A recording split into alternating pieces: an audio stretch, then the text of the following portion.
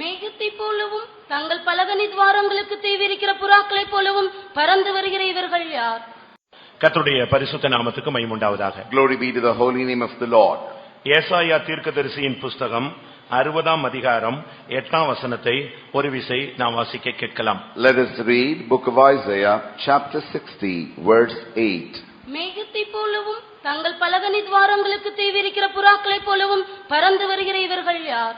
Who are these that fly as a cloud and as the doves to their windows? கர்த்தருடைய பரிசுத்த நாமத்துக்கு மகிமை உண்டாவதாக. Glory be to the holy name of the Lord. ஏசாயா தன்னுடைய தரிசனத்திலே இரண்டு கூட்டத்தை, அங்கே பறந்து வருகிற இரண்டு கூட்டத்தை பார்க்கிறான். Isaiah sees in his vision there are two groups flying towards him. தீர்க்க தரிசனமாக இது அவனுக்கு அருளப்பட்டது. This was given as a prophecy unto him. மேகத்தை போலவும் தங்கள் பலகனி துவாரங்களுக்கு தீவிரிக்கிற புறாக்களை போலவும் பறந்து வருகிற இவர்கள் யார்? Who are these that fly as cloud and as the doves to their windows? இது ஒரு பெரிய கேள்வியாக அன்றைக்கு எழுப்பப்பட்டது. It was raised as a big question on those days. இவர்கள் புறாக்களும் அல்ல, மேகமும் அல்ல, மேகத்தை போலவும் புறாக்களை போலவும் மாற்றப்பட்டவர்கள் என்று இதிலிருந்து நாம் விளங்கிக் கொள்ள இயலும். We can understand from this question that they are not neither cloud nor doves, but they are changed like that. Who are they? மேகத்தை போல புறாவை போல இவர்கள் பறக்கும் தன்மையை பெற்றுக்கொண்டவர்கள். They've received the flying capacity as the cloud and as the dove. ஒரு கிறிஸ்தவன் பறக்கும்படியாகவே பிறந்திருக்கிறான். A Christian is born to fly. ஆண்டவருடைய சன்னிதானத்தை நோக்கி பறக்கும்படியாகவே தேவன் இந்த பூமியிலே அவனை கிறிஸ்தவனாய் பிறப்பித்திருக்கிறார். God had made him to be born on this earth so that he can start flying. இங்கே அவர்கள் தங்களுடைய பலகனி துவாரங்களுக்கு தீவிரிக்கிறார்கள் என்று சொல்லப்பட்டிருக்கிறது. Here it says that they are setting out to go for the heavenly windows. இந்த பலகனி துவாரங்கள் எங்கே இருக்கிறது? It is set as many windows. இந்த பறந்து வருகிற இந்த இரண்டு கூட்டத்தார் யார்? Who are these two groups which are flying? இதை குறித்து நாம் இந்த காலை வேளையிலே விளங்கிக் கொண்டால் நாமும் அப்படி மாற முடியுமா, மாற வேண்டும் என்பதை நாம் விளங்கிக் கொள்ளலாம். If we understand and study about them, then we can ask a question whether we can also change like them to fly. இது புதிய ஏற்பாட்டு சபையினுடைய இரண்டு கூட்டத்தை அங்கே தெளிவாக சொல்லி இருக்கிறார். Here it refers to the two groups of people of the New Testament. ஒன்று மேகம் போன்றவர்கள், மற்றொன்று புறாக்களை போன்று. One group is like cloud, the other group is like dove. ஒன்று ஊழியர்கள், மற்றொன்று விசுவாசிகள். One group is the servants of God, the other groups are the believers. இந்த இரண்டும் ஒரே நேரத்திலே அது பறந்து செல்லுகிறது. These both the groups are flying at the same time. பழைய ஏற்பாட்டிலே இந்த தரிசனம் நிறைவேற்றப்படவில்லை. In the Old Testament time, this vision was not fulfilled. இல்லாவிட்டால் இந்த தீர்க்க தரிசனம் நிறைவேற்றப்படவில்லை. Or this prophecy was not fulfilled. இது புதிய ஏற்பாட்டினுடைய ஒரு நிறைவேறுதல். This is being fulfilled in the New Testament. இன்னும் சொல்லப்போனால் இந்த வார்த்தை இன்னும் நிறைவேற்றப்படவில்லை. If you furthermore clearly say, this particular verse is not yet being fulfilled. இங்கே ஒரு கேள்வி, இவர்கள் யார்? Here there is a question, who are they? அவர்களுடைய பலகனி துவாரம் எது? What is their heavenly windows? அந்த பலகனி துவாரம் எங்கே இருக்கிறது? Where do they have that heavenly windows? மல்கியா 3ஆம் அதிகாரம் 10ஆம் வசனத்திலே பார்க்கும் பொழுது வானத்தின் பலகனி என்ற ஒரு வார்த்தையை நாம் பார்க்க இயலும். In Malachi chapter 3 verse 10 we can understand there are heavenly windows. இன்றைக்கு உலகத்திலே நீங்கள் புறாக்களை பார்த்தால் எங்கேயாவது மாட மாளிகைகளிலே, கோட கோபுரங்களிலே, எங்கேயாவது ஆலயங்களிலே, எங்காவது சின்ன சின்ன துவாரங்கள் இருந்தால் அது அங்கே போய் தங்கிக் கொள்ளும். தங்கே அது தன்னை வசிப்பிடமாக மாற்றிக்கொள்ளும். You can see in the earthly doves, wherever there are holes, wherever there are windows, they try and go and make their own houses and stay there. ஆனால் இந்த புறாக்கள் போகிறதான பலகனி துவாரங்கள் என்பது இந்த பூமியிலே காணப்படுகிற எந்த பலகனி துவாரமும் அல்ல. The holes of these windows which these doves go into, they are not of anything of this kind. ஏனென்றால் இது பறந்து செல்லுகிறது, மேகத்தை போல பறந்து செல்லுகிறது.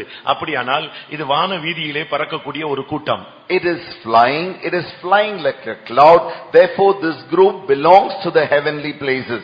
அப்படியானால் இவர்கள் பலகனி துவாரங்களுக்கு போகிறார்கள் என்று சொன்னால் அங்கே ஆண்டவர் இருக்கிற அந்த வானத்தின் பலகனியை தான் அது சுட்டி காட்டுகிறது. Here when they fly to the holes of windows on the cloud, that refers to the place where the Lord is.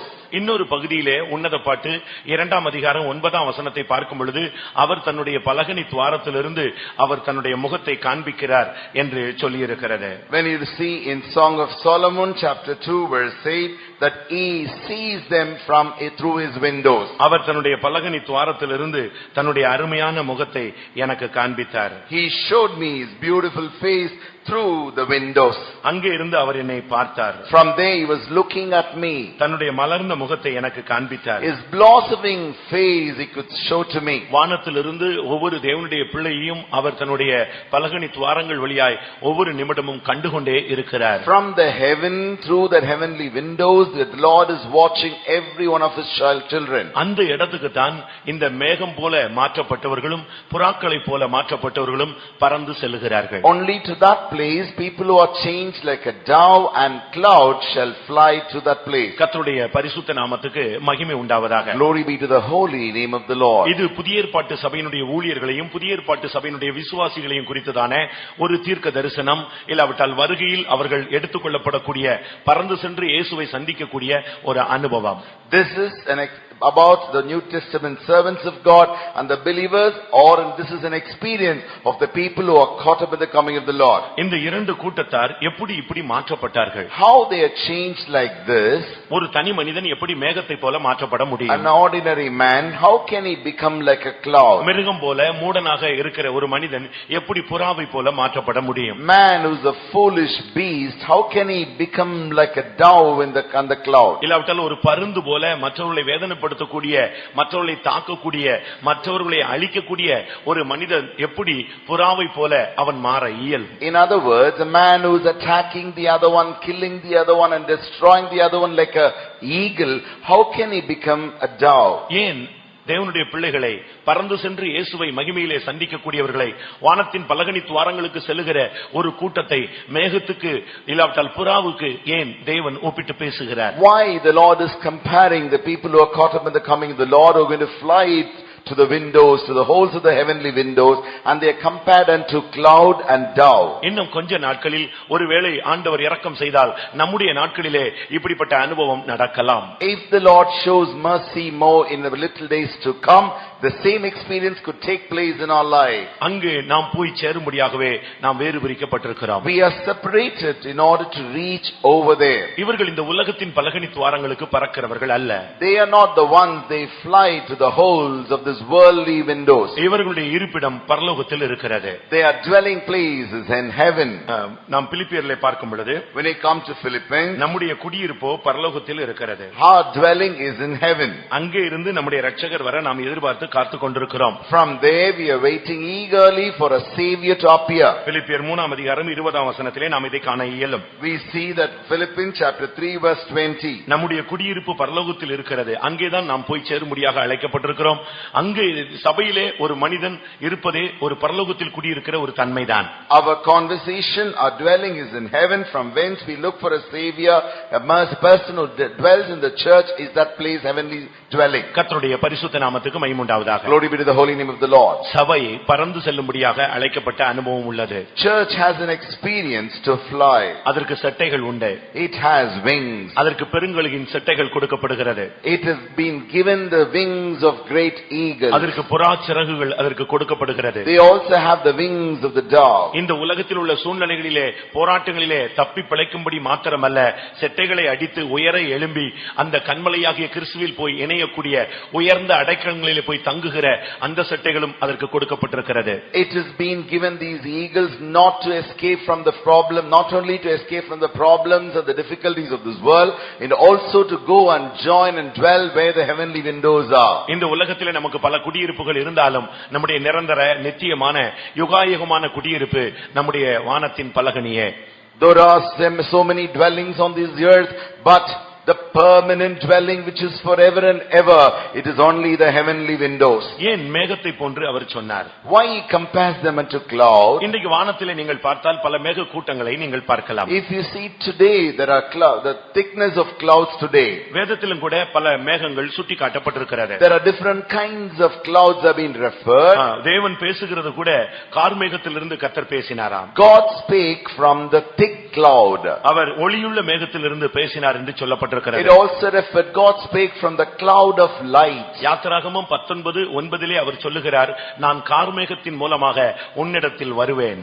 In Exodus 19:19 he says, through the thick cloud I shall come unto you. மத்தேயு 17:5 பார்க்கும் பொழுது ஒளியுள்ள மேகத்திலிருந்து ஒரு சத்தத்தின் மூலமாய் தேவன் பேசினார். Matthew 17:5 God spake with the voice with a bright cloud. வேத உலகத்திலே நீங்கள் வானங்களில் பார்க்கும் பொழுது கார்மேகங்களை பார்க்கலாம், வெளிச்சமான மேகங்களையும் நீங்கள் பார்க்கலாம். If you look at today's world, you can see the bright and the thick and the dark clouds. இவைகளுக்கு மத்தியிலே In the midst of all this, தண்ணீரற்ற மேகங்கள் உண்டு. there are clouds without water. மழை இல்லாத மேகங்கள் உண்டு. There are clouds without rain. காற்றிலே அடியுண்டு ஓடுகிற மேகங்கள் உண்டு. There are clouds which are tempest clouds. காலையிலே காணக்கூடிய மேகங்கள் கொஞ்ச நேரத்தில் ஒன்றுமில்லாமல் போய்விடும். The morning clouds that we see, after some time it will be nowhere. காலையிலே மேகத்தை கண்டால் நாம் ஏமாந்து போக விடக்கூடாது. By looking at the morning cloud we should not get cheated. ஏனென்றால் அந்த மேகங்கள் கொஞ்ச நேரம் தான் நீடிக்கும். Because those morning clouds stay for few minutes. கர்த்தருடைய பரிசுத்த நாமத்துக்கு மகிமை உண்டாவதாக. Glory be to the holy name of the Lord. யூதா 12 நாம் பார்க்கும் பொழுது, when you come to Jude 14, அங்கே ஒரு சில கூட்டத்தை இல்லாவிட்டால் ஜனங்களுடைய தன்மையை அவன் தெளிவாக சொல்லுகிறான். Here he clearly says about a group and the nature of that group. யூதா 12 நாம் பார்க்கும் பொழுது, when you read book epistle to Jude, verse 12, இவர்கள் காற்றுகளால் அடியுண்டு ஓடுகிற தண்ணீரற்ற மேகங்கள். They are clouds, they are without water, carried about of winds. இந்த சபைக்குள்ளே வந்து உங்களை தேவன் மேகமாக உருவாக்க விரும்புகிறார். God wants to bring you to this church and change you and create you like a cloud. மேகங்கள் தான் வானத்திலே வான வீதியிலே உலாவுகிறது. Only the clouds are roaming and walking in the heavens. ஆனால் இங்கே ஒரு கூட்டம் மேகம் சொல்லப்பட்டிருக்கிறது. இவர்கள் யார் என்றால் அன்பின் விருந்துகளில் கரைகளாக இருக்கிறவர்கள்.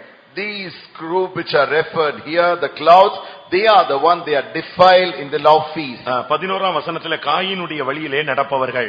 In verse 11 they walked in the way of Cain. பிலேயாமுடைய வழியிலே நடப்பவர்கள். They walked in the error of Balaam. கோரா போல பாவத்தை எதிர்த்து பேசி பாவத்துக்குள்ளாகி கெட்டுப்போனவர்கள். They perished in the gainsaying of Kor. இவர்கள் இந்த சபையிலே ஒரு மேகமாக காணப்படலாம், ஆனால் இவர்கள் தண்ணீரற்ற இல்ல, இவர்கள் காற்றுகளால் அடியுண்டு ஓடுகிற மேகங்கள். They look like clouds in the church, but they are the clouds, they are without water, carried about by the wind. இதனுடைய சரியான அர்த்தம் என்ன?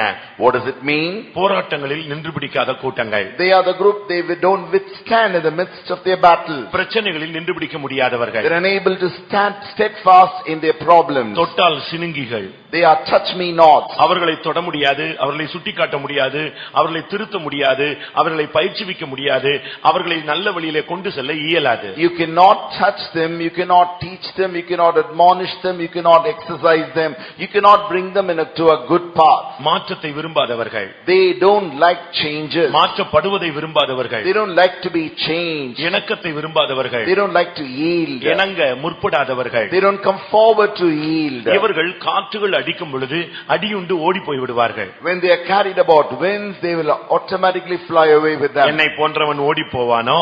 Will people like me go run away?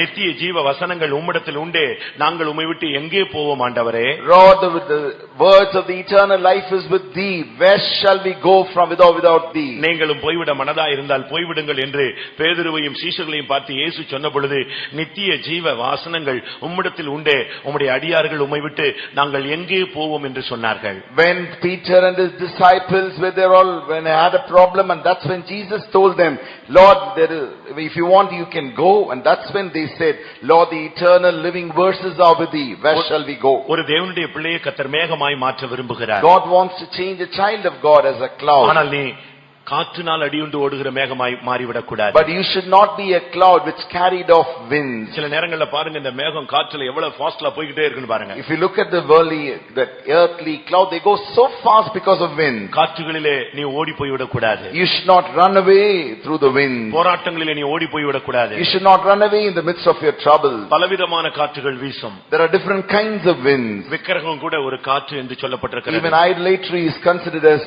a wind. பலவித அந்நிய போதகங்கள் சந்தேகங்கள் ஒரு காற்று என்று சொல்லி The இருக்கிறார். strange doctrines are compared unto a wind. பலவிதமான சந்தேகங்கள் காற்று என்று சொல்லப்பட்டிருக்கிறது. Many doubts are referred as wind. இது யாக்கோபிலே நீங்கள் சந்தேக காற்றை பார்க்கலாம். You can see the wind of doubts in book of James. எபேசியரிலே பலவிதமான போதகமான காற்றை நீங்கள் பார்க்கலாம். In Ephesians you can see the different kinds of wind of doctrine. ஏசாயாவிலே விக்கிரகம் ஒரு காற்று என்று நீங்கள் பார்க்கலாம். In Isaiah you can see that idolatry is referred as a wind. இப்படி பலவிதமான பிசாசின் போராட்டங்கள், மனிதர்களுடைய போராட்டங்கள், சந்தேகங்கள், போதகங்கள், இப்படிப்பட்ட காற்றுகள்ல நீங்கள் அடியுண்டு ஓடி போகிற மேகங்களாக நீங்கள் அமைந்து விடக்கூடாது. You should not be the wind which is carried off, you should not be a cloud which is carried off in winds like idolatry or doubts or the battles or the problems. இவைகள் காரணம் ஏன் இவைகள் ஓடி போகிறது? Why they run away? இவர்கள் காற்றுகளால் அடியுண்டு ஓடுகிற தண்ணீரற்ற மேகங்கள். They are the clouds, they are without water, carried about of winds. காரணம் அதுல தண்ணீர் இல்ல. There is a reason, there is no water. Wait இல்ல.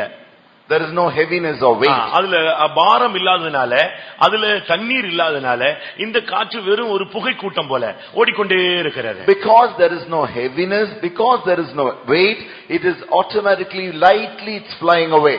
இவைகள் சுழல் காற்றிலே அடியுண்டு ஓடுகிற மேகங்கள் என்று 2 பேதுரு 2 அதிகாரம் 17 வசனத்துல இன்னொரு கூட்டத்தை சொல்லி இருக்கிறார். In 2 Peter chapter 2 verse 17, they are the winds, we are caught in the whirlwinds, they are the clouds caught in the whirlwinds and the tempest. சுழல் காற்றிலே ஓடுகிற மேகங்கள். They are the clouds run in the whirlwind. ரெண்டுக்கும் காரணம் என்ன தெரியுமா? இதுல தண்ணியே கிடையாது. What is the reason for both of them? They don't have water. இது ஆசீர்வாதமற்ற ஒரு வாழ்க்கை. This is a life without blessing. ஆவிக்குரிய வறட்சி உள்ள ஒரு வாழ்க்கை. They have dryness of spiritual. சபைக்குள்ள இருந்தாலும் ஒரு ஆவிக்குரிய ஒரு வளர்ச்சி, ஆவிக்குரிய நிறைவு, ஒரு வெயிட் நமக்குள்ள இருக்க வேண்டும், ஒரு பலன் நமக்குள்ள இருக்க வேண்டும். Even if we are in the church, we should have the spiritual blessings and the spiritual growth which is considered as the heavy weight for us. நீதிமொழிகள் 25:14 பார்க்கும் பொழுது, when you come to Proverbs 25:14, அங்கே என்ன சொல்லப்பட்டிருக்கிறது? what does it refer there? கொடுப்பேன் என்று சொல்லியும் கொடாமல் இருக்கிற வஞ்சகன் மழையில்லாத மேகங்களுக்கும் காற்றுக்கும் சரி என்று சொல்லப்பட்டிருக்கிறது. Deceiver who says I will give but yet he doesn't give, he is been compared unto a cloud without rain and water. சபைக்குள் இருந்து அவர்கள் மேகங்களாய் மாற்றப்பட்டாலும் இவர்கள் மழை இல்லாத மேகங்கள். Though they are in the church and being changed as clouds, they are the clouds without rain. எப்பொழுது கொடுக்கும் தன்மையை ஒரு விசுவாசியோ ஒரு ஊழியனோ இழந்து விடுகிறானோ அவன் மழை இல்லாத மேகம், காற்றினால் சுழல் காற்றினால் அடியுண்டு ஓடுகிற மேகம். When a believer loses the habit of giving gifts, and that is where he becomes clouds of wind and without rain. ஒரு சிலருடைய பக்தி காலையில் காணும் மேகம் போல ரொம்ப எழுப்புதல் போல இருக்கும், ஆனா அவங்களால நிக்க முடியாது. If you see some people's godliness, it looks like a morning cloud for some time and then later on you cannot see them. ஓசியாவின் புத்தகம் 6 அதிகாரம் 4 வசனத்தை நாம் பார்க்கும் பொழுது, when you come to Hosea chapter 6 verse 4, உங்கள் பக்தி காலையின் காணும் மேகத்தை போல ஒளிந்து போகிறது. Your godliness is like the morning cloud. பிரியமானவர்களே, இதிலிருந்து என்ன விளங்கிக் கொள்கிறோம்? What do we understand? சபைக்குள்ளே இருந்தாலும் மேகங்களாய் மாற்றப்பட்டாலும் ஒரு சில மேகங்கள் தங்களுடைய பலகணி துவாரங்களுக்கு போய் பறந்து போய் சேராது. Though they are in the church and be changed like a cloud, some group of clouds will not go and join and dwell in that hole of windows. இவர்களை பார்த்து பறந்து வருகிற இவர்கள் யார் என்று சொல்ல முடியாது. சுழல் காற்றிலே அடியுண்டு போகிற இவர்கள் யார் என்றுதான் கேட்க முடியும். You cannot look at them and say who are they, rather you can say who are these clouds which are carried away by whirlwinds. தண்ணீரற்ற மேகங்களாக இந்த சபையிலே காணப்படுகிறார்களே, இவர்கள் யார்?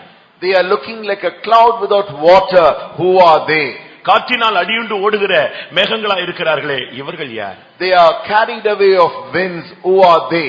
இப்படி மேகமாக மாற்றப்பட்டும் ஒரு தெளிவற்ற வாழ்க்கையை நாம் சபைக்குள்ளே வாழக்கூடாது. Though we are changed like clouds, but we should not lead a life without clarity. ஆனால் இவைகளுக்கு மத்தியிலே ஒரு மேக கூட்டம் பலகணியை நோக்கி பறக்கிறது. In the midst of all this, one group of clouds which are flying towards the heavenly windows. ஆண்டவர் இந்த உலகத்திலே மேகத்தை அதிகமாக உபயோகப்படுத்தினார். God used in this world so much of clouds. பழைய ஏற்பாட்டிலும் சரி புதிய ஏற்பாட்டிலும் சரி. Whether you look at it the Old Testament or the New our Testament, இதோ மேகத்தின் மேல் ஏறி வருகிறார் என்று சொல்லப்பட்டது. here behold, he comes upon the cloud. மேகத்தின் மூலமாய் தம்முடைய ஜனத்தை நடத்தினார். He led his people through the cloud. மேகத்துக்குள்ளாக நடத்தினதை, மேக ஸ்தம்பத்துக்குள்ளாக நடத்தினதை பழைய ஏற்பாட்டிலே ஞானஸ்நான சத்தியத்துக்கு ஒப்பிட்டு புதிய ஏற்பாட்டிலே சொல்லப்பட்டிருக்கிறது. It has been referred in the Old Testament, God led his people through the pillar of cloud. That has been referred in the New Testament is the truth of water baptism. புதிய ஏற்பாட்டிலே அவருடைய வருகை மேகங்களுடனே கூட வருகிறார் என்று தான் சொல்லப்பட்டிருக்கிறது. In the New Testament, he comes with in the midst of his clouds. I refer to his coming. நான் இதுவரை சொன்ன மேகங்கள் அவர்கள் மேகங்களாக இருந்தாலும் அவர்கள் பயனற்றவர்கள், அவர்கள் சுழற்காற்றிலே அடித்து ஓடிக்கொண்டு போகிறவர்கள். ஆனால் ஏசாயா 60ஆம் அதிகாரம் 8ஆம் வசனத்தில் சொல்லப்பட்ட மேகம் வேறு. But either true I said about the clouds which are carried off winds, they are in the church, but they are carried off winds. They are not the clouds, but there is a cloud referred in book of Isaiah chapter 60 verse 2. That is different. பறந்து வருகிற மேகம் போன்ற இவர்கள் யார் என்கிற அந்த கூட்டத்தாரை நான் உங்களுக்கு காட்ட விரும்புகிறேன். I want to show you the group which is saying, who are they like flying like clouds? ஏசாயா 44ஆம் அதிகாரம் 22ஆம் வசனத்தை பார்க்கும் பொழுது, When you come to book of Isaiah chapter 44 verse 22, மீறுதல்கள் அகற்றப்பட்டவர்கள். they are the ones, their transgressions removed. உன் மீறுதல்களை மேகத்தைப் போலவும் உன் பாவங்களை கார்மேகத்தைப் போலவும் அகற்றிவிட்டேன், நான் உன்னை மீட்டுக்கொண்டேன். Thy transgression I have removed it, and their sins I have removed it as a cloud. Return unto me, I have redeemed thee. சபைக்குள்ளே வந்த பின்பு பாவங்கள் மீறுதல்கள் அகற்றப்பட்ட ஒரு வாழ்க்கை இருக்கிறது. அதுதான் உண்மையான பறந்து போகிற மேகத்தினுடைய அடையாளம். After coming into church, there is a true life where the transgressions are removed and sins are removed. That is the true life. மன்னிப்பை பெற்ற வாழ்க்கை. That's the life where we receive the ஒரு forgiveness. கிறிஸ்தவனுக்கு பாவ மன்னிப்பின் நிச்சயம் தேவை. A Christian must have the assurance of the forgiveness of உங்கள் sins. இருதயமே உங்களை குற்றவாளியாக தீர்க்குமானால் தேவன் அதிலும் பெரியவராய் இருந்து உங்களை நியாயம் தீர்ப்பார் என்று 1 யோவானிலே நாம் வாசிக்கிறோம். In 1 John, when you read, your heart itself should not accuse you, because the God himself is a judge going to judge us. பறந்து போகிற ஒரு மேக கூட்டம் இருக்கிறது. ஆண்டவரிடத்தில் போய் இணையக்கூடிய அந்த மேகத்தோடு இணையக்கூடிய ஒரு கூட்டம் இருக்கிறது. அவர்கள் பாவங்கள் அகற்றப்பட்டவர்கள். There is a cloud which is flying, the cloud that goes and joins with the Lord.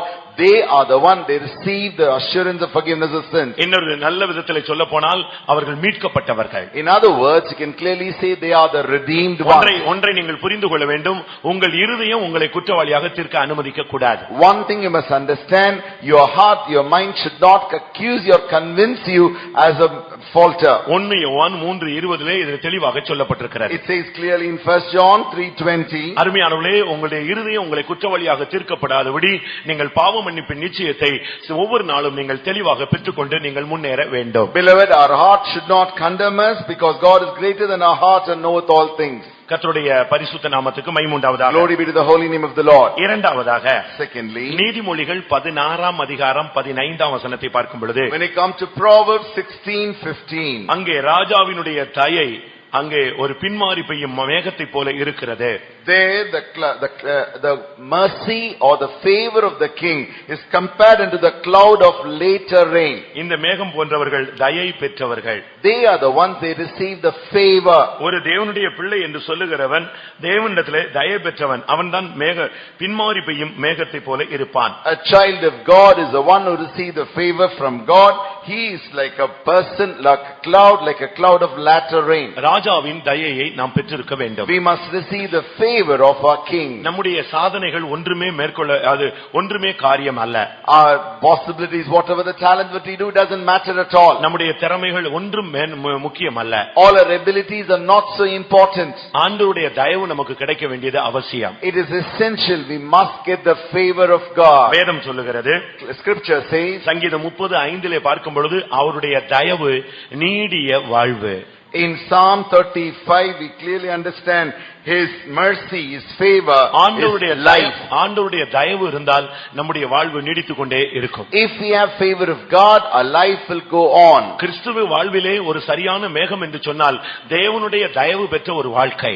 In Christian life, if you have a right favor, that is the favor which you receive from God. இன்றைக்கு நம்ம இந்த உலகத்தில் இருக்கிறோமே, We are in this world. இந்த சபையில ரட்சிக்கப்பட்டவர்களாய் இணைக்கப்பட்டிருக்கிறோமே, We have been members of this church as saviors. இது எதனால் கிடைத்ததுன்னு யாராவது ஒரு ஆள் சொல்லுங்க பார்க்கலாம். Can anyone answer, how did you get this salvation?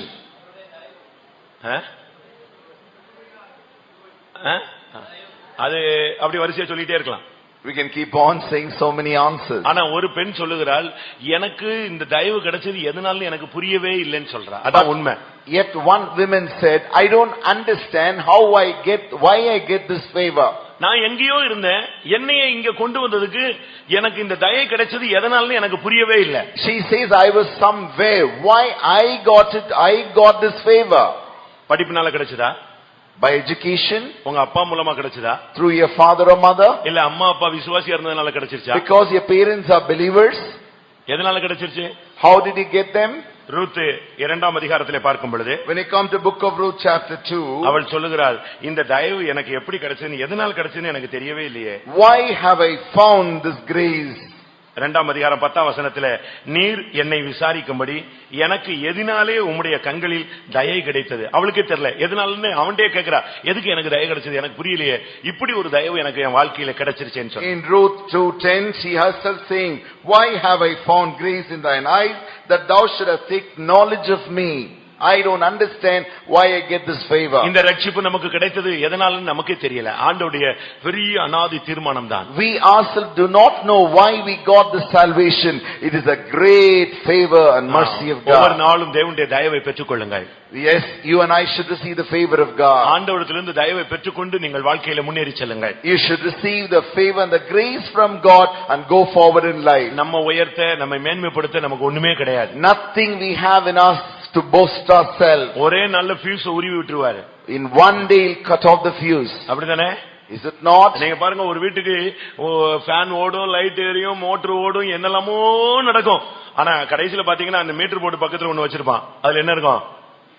ஒரு சின்ன கம்பியில ஃபியூஸ் இருக்கும். இதை எடுத்து விட்டா மொத்தமா of. You know, if you look at a house, it has got many varieties of electrical appliances, but near the meter they have kept a small fuse. If you remove that, the entire thing goes off. Nebuchadnezzar ஒரு பெரிய பேரரசன். Nebuchadnezzar was a great king. உலக அதிசயமாகிய தொங்கு தோட்டத்தை கட்டி எழுப்பினவன். He was the one who created the hanging garden. அந்த உப்பரிகையில நின்னு அந்த தொங்கு தோட்டத்துல நின்னுட்டு சொன்னா, இதோ நான் கட்டின மகா பாபிலோன் அப்படினா. From standing on the hanging garden, the world great wonder, he said, here behold the Babylon which I built. சொன்ன உடனே கர்த்தர் ஃபியூஸ் புடுங்கினாரா. Immediately God removed the fuse. அடுத்த செகண்ட் ஃபியூஸ் புடுங்கினாரு. Next second the fuse went off. யாரா மாறிட்டான்? How did he become? யாரா மாறினா? How did he change? இப்ப கை கீழ வந்துருச்சு. ரெண்டு கையும் கீழ வந்து 4 காலா மாறிடுச்சு. Now the hands have come down, so now it got 4-legged man. எல்லா மினிஸ்டர் பிள்ளைங்க அவங்க ராஜஸ்திரிகள் எல்லாம் பார்த்துட்டு இருக்கும்போது அப்படியே அந்த மாடியில இருந்து மிருகமாகவே இறங்கி வந்து காட்டுக்குள்ள போனான். யாரும் போய் எங்க அப்பா, என் புருஷன், எங்க தம்பி ஓடி போய் முடிக்க முடியல. ஏன்னா கொஞ்ச நேரத்துல அவன் அங்க இருக்கிற புல்லெல்லாம் மேய ஆரம்பிச்சிட்டான். When with a 4-legged animal like a beast, he was going towards the forest and climbing down. Immediately his wife, his queen, his daughters, his family, none of them could recognize and say he is the minister and so, mainly because he was eating the grass. நான் பார்த்திருக்கிறேன், எத்தனையோ பேருக்கு கர்த்தர் fuse புடுங்கறத கண்ணால பார்த்திருக்கிறேன். I have seen with my eyes that many people's life God put that fuse off. அந்த fuse புடுங்கனவங்க எல்லாம் எப்படி இருந்தாங்க, எப்படி இருந்து ஒண்ணுமில்லாம போனாங்கன்னு நல்லா தெரியும். I know how they were in the early life. After the fuse went off, how did they become? நமக்கு ஃபியூஸ் புடுங்க கூடாது. அதுதான் தேவனுடைய தயவே. The favor, the mercy of God, that God should not remove the fuse from us. அதனால நம்முடைய பேரு, நம்முடைய புகழ், நம்முடைய திறமை, நம்முடைய படிப்பு, நம்முடைய வசதி, நான் எங்கேயாவது நீ பேசிட்டேன்னா திடீர்னு ஃபியூஸ் எடுத்துருவாரு. இருள் சூழ்ந்த வாழ்வாய் மாறி போய்விடும். Don't talk about saying hi, my education, my life, my status, my position, my talents and gifts. Don't speak like that. God will remove the fuse off somewhere. ஒரு அடிமை பெண்ணாக இருந்த எஸ்தருக்கு வாழ்வு கிடைத்தது. அதற்கு பெயர் சொல்லி இருக்கிறது தயவு. The slavery women called Esther, she received a new life.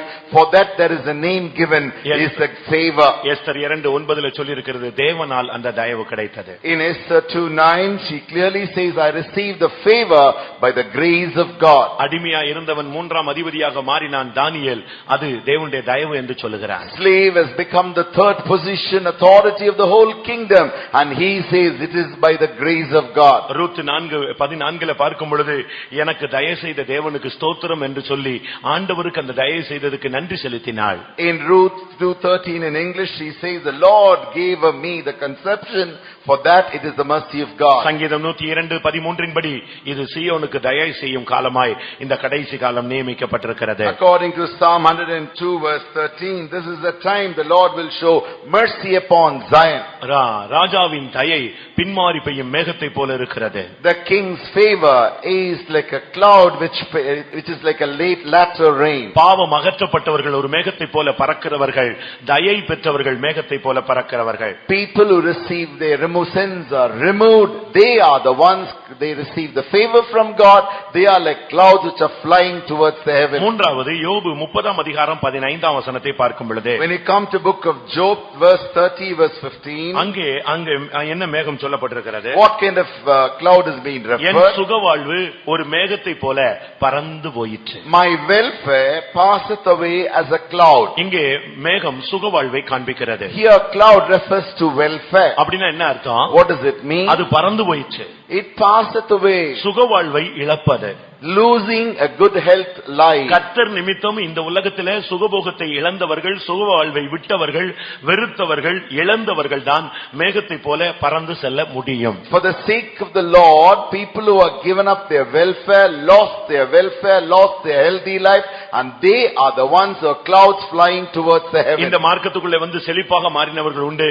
இந்த மார்க்கத்திலே வந்து எல்லா சுகவாழ்வையும் இழந்து பரதேசிகளாக மாறினவர்கள் உண்டு. ஆனால் நித்திய தரிசனம் பெற்றவர்களும் உண்டு. After coming into this denomination, there are certain people prospered. After coming into this denomination, there are people who lost their welfare also. There is a group of people who have the spiritual vision in their life. அருமையானவர்களே, இந்த மார்க்கத்துக்குள்ளே வந்த பின்பு, கிறிஸ்துவை நீங்கள் பின்பற்றின பின்பு, நீங்கள் எவ்வளவு காரியத்தை இழந்திருக்கிறீர்கள். Beloved, after coming into this denomination, following Christ, how many things that you have lost. நீ இழந்ததை குறித்து துக்கப்படாதே. Don't worry about the things that you have lost. நீ எல்லாவற்றையும் நஷ்டம் என்று நீ விட்டுவிட வேண்டிய ஒரு நபர். You are a person who have to count everything as a loss. என்னுடைய கர்த்தராகிய இயேசு கிறிஸ்துவை அறிகிற அறிவின் மேன்மைக்காக நான் எல்லாவற்றையும் நஷ்டம் என்று விட்டேன், குப்பையுமாக எண்ணுகிறேன், என்னுடைய சுக வாழ்வை நான் வெறுத்தேன் என்று சொல்லுகிறவர்கள் தான் மேகத்தை போல தங்களுடைய பலகனி துவாரங்களுக்கு பறக்க இயலும். To know and have the knowledge of my Lord God, I have counted everything as loss and dung, and losing all my welfare and the healthy life. They are the new experienced one. யோபு 16:12 அவர் சொல்லுகிறார், நான் சுகமாய் வாழ்ந்திருந்தேன், அவர் என்னை பிடித்து நறுக்கி நொறுக்கி என்னை தன்னுடைய இலக்காக வைத்து தன்னுடைய அம்புகளை என்மேல் எய்கிறார். In Job 16:12 he says, I was at ease, but he hath broken me asunder. He hath also taken my nape and shaken me into pieces and set me for his mark. அவன் எவைகளை இழந்தானோ அவை இரட்டிப்பாய் பெற்றுக் கொண்டான். Whatever he has lost, he has received them in double fold. இந்த உலகத்திலே இயேசுவுக்காக இயேசுவை பின்பற்றின பின்பு எதையாவது இழந்திருந்தால் உனக்கு இரட்டிப்பான மகிமை பரலோக ராஜ்யத்திலே கிடைக்கும். In this world, after following Jesus, if you had lost anything, you will get it in double fold in the heavenly kingdom. இயேசு இந்த உலகத்திலே மனிதனை தேடி வரும்பொழுது பிதாவுக்கு சமமாயிருப்பதை அவர் விட்டுவிட்டு தான் வந்தார். When Jesus came down to this earth, he has left that position of being equivalent unto the Father. Pavul இயேசுவை பின்பற்றின பொழுது எல்லாவற்றையும் குப்பையாக எண்ணி வந்தார். When Paul followed Jesus, he considered everything as a dung. யோபு விசுவாச பரீட்சையிலே, பிசாசின் பரீட்சையிலே அவன் எல்லாவற்றையும் இழந்து போனான். Job lost in his trial of faith all things that he had. லாசரு ஒரு தெய்வீகமான மனிதனாய் இருந்து அவன் ஆபிரகாமின் மடிக்கு போகக்கூடிய தகுதி உள்ளவனாய் இருந்தாலும் இந்த உலகத்திலே எல்லாவற்றையும் இழந்து தரித்திரனாய் வாழ்ந்தவன். Lazarus had a qualification and a quality and a worthy to be in the lap of Abraham, but in this world he was an ordinary poor man. ஒவ்வொரு அப்போஸ்தலனும் எல்லாவற்றையும் இழந்தவர்கள். Every apostle is one who has lost everything. இந்த அப்போஸ்தல உபதேசத்தை பின்பற்றுவர்களும் இந்த உலக வாழ்விலே எல்லாவற்றையும் இழந்தவர்கள். Those who follow the apostolic doctrine, they are the ones even in this world, they have forsaken everything. வேதம் என்ன சொல்லுகிறது? What does the scripture say? சுகபோகமாய் வாழ்கிறவள் உயிரோடு செத்தவள். If you lead a life with comfort, you are a dead person. இந்த உலகத்திலே நீ சுகபோகமாய் வாழ்ந்து ஒரு நடமாடும் பிணமாக சபையிலே ஒரு பெயரளவு நடமாடும் பிணமான ஒரு விசுவாசியாக இருப்பதை விட எல்லாவற்றையும் இழந்து நீ பரலோக பலகணிக்கு பறக்கிற ஒரு மேகத்தை போல இருந்தால் போதுமானது. It is essential. You are like a cloud flying towards heaven rather than being in this world as a dead mobile dead bodies. அடுத்ததாக எபிரேயர் 12ஆம் அதிகாரம் 1ஆம் வசனத்தின்படி According to Hebrews 12:1, அங்கே என்ன சொல்லப்பட்டிருக்கிறது? what is being referred? மேகம் போன்ற திரளான சாட்சிகள் நம்மை சூழ்ந்து நிற்க. We are compassed about with so great a cloud of witnesses. இது சாட்சியின் ஜீவியத்தை காண்பிக்கிறது. This refers to the life of testimony. மேகம் போன்ற திரளான சாட்சிகள் நம்மை சூழ்ந்து கொண்டே இருக்கிறது. We are compassed about with so great a cloud of witnesses. விசுவாசத்துக்காக நிற்கிற ஒரு சாட்சி கூட்டம் இருக்கிறது. There is a group which stands for the sake of faith. உலகத்தை வெறுத்த ஒரு கூட்டம் சாட்சி கூட்டம் இருக்கிறது. There is a group of witnesses who hates the world. கிறிஸ்துவின் நிமித்தம் மரணத்தை தழுவின ஒரு பெருங்கூட்டம் இருக்கிறது. For the sake of Christ clinging on to the embracing the death, there is a group. ஒரு மேகம் போன்ற சாட்சின்னு சொன்னா ஒரு தேவனுடைய பிள்ளை சாட்சியின் வாழ்க்கை வாழணும். அவனைத்தான் கர்த்தர் பறந்து வருகிற இவர்கள் யார் என்று சொல்லுகிறார். Cloud of witnesses means a child of God should lead a life of testimony towards him. Only the Lord says this is the flying cloud. அபிஷேகம் ஒரு மனிதனுக்குள்ள வருவதே அவனை சாட்சியாய் மாற்ற. When the anointing comes into a man in order to change him with a have of life of testimony. அப்போஸ்தலர் 1ஆம் அதிகாரம் 8ஆம் வசனத்திலே நீங்கள் பலனடைந்து பரிசுத்த ஆவி உங்களுக்குள் வரும்பொழுது நீங்கள் பலனடைந்து பூமியின் எல்லையெங்கும் நீங்கள் சாட்சிகளாய் மாறுவீர்கள். In Acts 1:8, when the Holy Spirit come upon you, ye shall become witnesses in all that are most part of the earth. யோபு 16:19 யோபு சொல்லுகிறார், எனக்கு சாட்சி பகருகிறவர், எனக்கு சாட்சி சொல்லுகிறவர் பரலோகத்தில் இருக்கிறார், உன்னதங்களில் இருக்கிறார் என்று சொன்னார். He says in Job 14:19, the one who testifies me, he is seated on high places.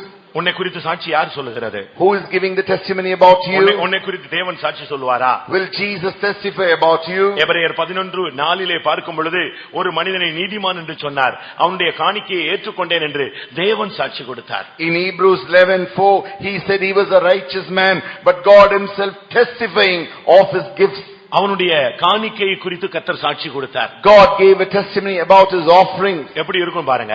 Look at that. அவனை பத்தி சாட்சி சொல்றார், அவன் கொடுத்த காணிக்கையை பத்தி சாட்சி சொல்றார். God is testifying about him and also the gifts, the offerings that he has given, about which also he testifies. உன்னை பத்தி ஒரு சாட்சி இருக்கணும். You must have a testimony about you. அதே நேரத்தில் உன்னுடைய காணிக்கையை குறித்து ஒரு சாட்சி தேவன் சொல்லணும். God must say to many about your offering that you give. எபிரேயர் 11:5 கர்த்தருக்கு பிரியமானவன் என்று உனக்கு ஒரு சாட்சி இருக்கணும். As for Hebrews 11:5, he is the one who pleased the Lord. நீ ரொம்ப அன்புள்ளவன் என்று உன்னை குறித்து ஒரு சாட்சி சொல்லணும். God must give a testimony saying he is a loving man. 3 யோவான் 6ஆம் வசனத்திலே உன்னுடைய அன்பை குறித்து அவர்கள் சாட்சி சொன்னார்கள். In 3 John verse 6, about your charity and love they gave testimony. நம்ம ஒவ்வொருத்தரும் ஒவ்வொரு விதங்கள்ல சாட்சி சொல்லுவோம். We give testimony in different ways. நான் என்னை ஒரு அடக்கராணிக்கு அனுப்பியிருந்தாங்க. They sent me to a funeral service. அந்த சபையினுடைய போதகனாக நான் இல்லை, இன்னொரு போக முடியாதனால என்னை அனுப்பி விட்டார்கள். There was another pastor in charge, but I was not the pastor in charge of the church. Because they could not go, they sent me. நான் அங்க போனேன். I went there. பயங்கர கூட்டம், huge rush. பாடல்லாம் முடிஞ்சிருச்சு. Songs got over. அப்ப முடியும் போது நான் அந்த அவங்க பையனை கூப்பிட்டு கேட்டேன், யாராவது சாட்சி சொல்லுவாங்களா அப்படின்னு கேட்டேன். I called the boy and said, will anybody testify? அவன் உடனே என் காது கிட்ட சொல்றான், அப்பா குடிச்சிட்டு செத்துருக்கிறாரு, சாட்சி எல்லாம் வேண்டாம், பிரசங்கம் ஸ்டார்ட் பண்ணுங்க. He came so close to my ears and said, whispered, for dad drunk so much and died, nobody will give testimony, you start the message. நான் எல்லாம் ரெடியா புறப்பட்டு வந்ததெல்லாம் புஷ்னு போயிடுச்சு. I came with a great preparation. Everything has gone as a gas. இவரு பரலோகத்துல பறந்துட்டாருன்னு சொல்ல போனேன். இப்போ நான் சொல்ல முடியல, நாம் எல்லாரும் பறக்க வேண்டும் என்று சொல்லி முடித்தேன். I wanted to say that he has flown to heaven, which I could not say. Therefore I said we should all fly. நம்ம பத்தி சாட்சி என்ன? What is the testimony about us? உங்க வீட்டை சுத்தி உள்ள சாட்சி என்ன? What is the testimony about us from our neighbors? நீ போற சபையில உன்னை பத்தி சாட்சி என்ன? What is the testimony about you in your church you go? சரி, இதெல்லாம் உன்னை நல்லவங்க பொல்லாதவன் என்னத்தையா சொல்றான். சரி, உன்னை பிடிக்கலையா? சரிப்பா, தேவன் என்ன சொல்றாரு? Okay, all men are saying that you are a evil man, bad man, etc. because they don't like you. But what God testify about you? அவர் நீதிமான் சொன்னாரா? Does he say that you are a righteous man? அவர் உன் காணிக்கையை பத்தி நல்ல சாட்சி சொல்றாரா? Does he give good testimony about your offerings? இவன் எனக்கு பிரியமானவன் கர்த்தராவது உன்னை பத்தி சொல்றாரா? God says he is the man whom I am well pleased. இங்க உள்ளவன் சொல்லலன்னா அங்க உள்ளவர் எப்படி சொல்லுவாரு? How, even if he is not say, then how will he say about you there? இங்க உள்ளவன்டே உனக்கு ஐக்கியம் இல்லையே, திருப்பி அங்க அவர்ட்ட எப்படி ஐக்கியம் இருக்கும்? Even here itself we don't have a fellowship with you, then how can you have fellowship with him there? கண்ட சகோதரனிடத்தில் அன்பு கூறாதவன் காணாத தேவனிடத்தில் எப்படி அன்பு கூறுவான்? A brother whom you can see, if you are not able able to love, then how can you love the brother whom you never seen? நீ யோசித்து பாரு. Think about it. வேதம் என்ன சொல்லுகிறது? What does the scripture say? உன்னுடைய அன்பை குறித்து மத்தவங்க சாட்சி சொல்லணும். About your love, others should testify. வெளிப்படுத்தல் 2:13 அவன் உண்மையுள்ள சாட்சி என்று ஒருவனை வேதம் சுட்டிக்காட்டுகிறது. Scripture clearly says in Revelation chapter 2 verse 13, he has a true witnesses. இயேசு சொல்லுகிறார், நான் சத்தியத்தை குறித்து சாட்சி கொடுக்க வந்தேன். Jesus said, I have come to testify about the truth. அடுத்து யோவான் சொல்றான், நான் அவர் அல்ல, அவரை குறித்து சாட்சி கொடுக்க வந்தவன் நான் சொன்னான். John says, I am not he, but I have come to testify about him. மேகம் போன்ற அந்த சாட்சி, திரளான சாட்சிகள், cloud of that witnesses. ஒரு விசுவாச வீரனா நீ சாட்சி பெற்றிருக்கணும். You must have a testimony that you are a soldier of faith. ஒரு பரிசுத்தவான் ஒரு சாட்சி பெற்றிருக்கணும். You must have a testimony that you are a saint. சபையில ஒரு முதுகெலும்புன்னு நீ ஒரு சாட்சி பெற்றிருக்கணும். You must get a testimony that he is a backbone of the church. பாடுகளிலே நின்று பிடித்தவன்னு சாட்சி சொல்லணும். He was the one who was steadfast in all the tribulations. உன்னையும் என்னை குறித்து மற்றவர்கள் கொடுக்கிற சாட்சி என்ன? What is the testimony about you and me by others? இந்த மேகங்கள் சாட்சிகளாக வாழ்ந்தவர்கள். These clouds are the one who lived their life like witnesses. ஒரு சிலர் எழும்பி தன்னை குறித்தே பேசுவாங்க. Some people get up and talk about themselves. இல்லாவிட்டா தன்னுடைய பிள்ளைகளை குறித்தே பேசுவாங்க. Or about their children. ஒரு அம்மா தன்னுடைய மகனை பத்தி ரொம்ப பேசினாங்க, நான் தட்டிட்டேன். One mother was testifying about her son, then I gave her some nice words. இல்ல, நான் சத்தம் போட்டேன். I admonished her. ஆண்டவரை மகிமைப்படுத்து, உன் பிள்ளையை மகிமைப்படுத்தாதேன்னு சொன்னேன். I strictly told her, glorify God, don't glorify your child. அதுக்கு பிறகு அந்த அம்மா கூட்டத்துக்கு வரத குறைச்சிக்கிச்சு. After that she stopped coming for meetings. அப்படியே வந்தாலும் ஒரு தூணுக்கு பின்னால எனக்கு என் டைரக்ஷன், நான் இப்படி உட்கார்ந்தேன்னா இப்படி உட்காருவாங்க, இப்படி உட்கார்ந்தா இப்படி உட்காருவாங்க. அதாவது அந்த தூண் மறைச்சிரணுமா அவங்கள. Whenever she comes to the meeting, if at all, she will sit behind the pillars to hide herself from my sight. என் பையன் பயங்கரமான யோக்கியன்னு சொல்லி கல்யாணம் கட்டி வச்சிருச்சு. She conducted the marriage saying, my son is the best good boy. இப்போ கடைசில அந்த வாழ்க்கையே நடு ரோட்ல நிக்குது. Now the life is in the middle of the road. சாட்சினா கர்த்தரை மாத்திரம் தான் மகிமைப்படுத்தணும். If you say testimony, the Lord alone must be glorified. நம்மை குறித்து நாம் சொல்லுவது சாட்சி அல்ல. About ourselves, if we say, that is not a testimony. தேவன் தான் உன்னை புகழணும். God should praise you. தேவன் தான் உன்னை உயர்த்தணும். God should lift you up. மேகம் போன்ற சாட்சிகள், இந்த சாட்சிகள் தான் பரலோகத்துக்கு இரத்த சாட்சிகளாக போய் பறந்து போய் சேரக்கூடிய சாட்சிகள். Cloud of witnesses, these are the witnesses, they are the martyrs, they are the clouds, go and join the heaven. எசேக்கியேல் 1 4-5 வசனங்களை பார்க்கும் பொழுது, when you come to book of Ezekiel chapter 1 verse 4 and 5, அங்கே ஒரு மேகத்துக்குள்ள இருந்து ஜீவன் பிறந்ததாக சொல்லி இருக்கிறது. There from a wind, from a cloud, there was a life which was born. இதோ வடக்கே இருந்து ஒரு புசல் காற்றும் பெரிய மேகமும் அத்தோடே கலந்த அக்கினியும் வர கண்டேன். I looked and behold, a whirlwind came out of the north, great cloud, a fire enfolding itself. 5ஆம் வசனத்தில் அது நடுவில் இருந்து 4 ஜீவன்கள் தோன்றின. In the verse 5, in the midst of that, there are 4 living creatures have come. நீ சபைக்குள்ள இருந்தால் ஜீவனை பிறப்பிக்க வேண்டும். Even if you are in church, you must be able to create the life. அது 4 ஜீவன்கள் அங்க இருந்து வெளியே வந்தது. There are 4 living creatures came in midst of it. ஒன்று மனித முகம், one has the man's face, மற்றொன்று சிங்க முகம், one has the lion's face, மற்றொன்று எருது முகம், one has the ox face, மற்றொன்று கழுகு முகம், another one has the eagle's face. இந்த 4 ஜீவன்கள் வெளியே வந்தது. The 4 faces have come out. எசேக்கியேல் 1:13 பார்க்கும் பொழுது, when you come to Ezekiel 1:13, அந்த ஜீவனுடைய சாயலை பார்த்தேன், அது எரிகிற அக்கினி தழலாக இருந்தது. I saw the likeness of living creatures, their appearance was like burning coals. இந்த மேகம் போன்ற தன்மைக்குள்ள இருந்து இதெல்லாம் வெளியே வருது. From the characters of this cloud, all these things are coming out. மனிதர் சாயல் என்பது அன்பை வெளிப்படுத்துகிறது. Likeness of man, it reveals the love. சிங்கம் என்பது தைரியத்தை, நீதிமானுடைய வாழ்வை காண்பிக்கிறது. Lion shows the boldness, the life of righteous. எருது என்பது பாடுபடுத தன்மையை காண்பிக்கிறது. Ox refers to the life of suffering. கழுகு என்பது உன்னதமான ஜெப வாழ்வை காண்பிக்கிறது. Eagle refers to the higher prayer life. நீ ஒரு மேகமாக மாறினால் உனக்குள்ள இருந்து இதெல்லாம் புறப்பே வெளியே வரும். If you become a cloud, these things will come out from you. அன்பாய் மாறுவாய். You will become love. தேவன் அன்பாகவே இருக்கிறார். God is love. அன்பு இல்லாதவன் தேவனை அறியான். He that hath no love does not know God. தன் சகோதரனை பகைக்கிறவன் மனித கொலைபாதகன். He that hateth his own brother, he is a murderer.